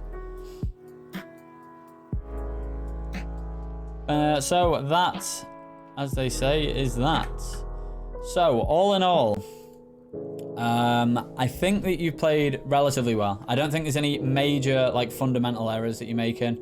I don't think that there's anything that was absolutely terrible there that you need to iron out straight away. The worst hand I saw you play, I think, was at Kings, because versus a half pot bet, that call was mandatory on the Queen 9-9 board. Sometimes he's going to have a queen. The thing is, if he bets bigger, I can get behind the fold more, but I still think it's a call because he's going to have bluffs. Against a half pot bet, we just can't be folding there. But obviously we talked about that one. So main things I want to see you improving on if you do another session next time. Just bigger sizings with everything pre-flop. Not your opening sizes, that's fine, 2.4x. But blind on blind, I want to see 3x. I think that's definitely important as you move up the stakes. 3-betting sizes have to be a little bit bigger. That is something that's definitely an error. Not 3-betting enough means you're not getting enough value with your strong hands. You're not, gaining enough fold equity with your bluffs and stuff like that. And especially in multi-way pots, you end up going multi-way because of it, which sucks. Saw you a couple of times call with hands like deuces or threes, where I think you should maybe fold these lower pairs. They're not as good as you think in 100 big blind cash games. When we were talking about live games earlier, they have more value there because 1, we're generally always deeper, and 2, I mean, they're just easier to play because people aren't they're a lot more passive post flop and they won't call as much and stuff. C-bet sizing, I think you should go a third in a lot of spots. If you're uncomfortable going a third, maybe bet slightly bigger, but make sure you bet in a third with your stronger hands as well. And you'll get raised sometimes. So if you're going to have on a king deuce for rainbow board, bet your entire range, include pocket kings and stuff like that in that range, and just go a really small size. I think you can improve there. Labeling and noting as well, which I've said for every person apart from Feltfire who was doing it. So again, this shows more fundamentals as well. So it's not just how you play the hand in poker that's going to make you good. It's how you do everything else. So first of all, you want to be labeling and noting people, right? Secondly, you want to be making sure that you've got enough sleep and stuff, and that you're focused when you're playing, and you don't want to tilt either. That's going to be another problem. So it's all well and good showing me these sessions and I go, you're a very good player, or yeah, you've got some little errors. If you're not playing like this every time, then you could be playing like an absolute goon one day and then lose hundreds of dollars, or 10 buy-ins because you're on tilt, and then that's just counteracted 10 sessions and stuff like that. I've seen this before, I've done this before. So you got to make sure that you're focused on and off the tables, and little things that not just the hand that you're playing, things like noting players or especially labeling players. So yeah, so that is 2 that we've done today. So thank you Feltfire Fox and to Tommy Mint Poker for sending in the hand histories. I'm not sure when we're going to do the next one. But like I say, guys, join in the Discord and you could get yours done. You are very welcome, Tommy. Appreciate the sub. So yeah, these are going to be going on YouTube. If you're watching now on YouTube, please do click the subscribe button, click the like button, comment if you enjoyed it. Anything you want to see me do, I could cover different topics and stuff. I want to do more stuff on YouTube, try and grow the channel. Any support's appreciated, sharing the videos and stuff. Make sure you follow on Twitch if you're not already doing so, guys. So yeah, that's going to be it. I am going to be back on Twitch probably tomorrow, if not Wednesday for sure. I'm not sure if I'm going to be playing or doing a review. I think I'll probably do another review on Wednesday, seeing as so many people have tuned in, which has been really good. So yeah, big love, guys. Thanks all for the support, and I will hopefully see you all soon. Peace.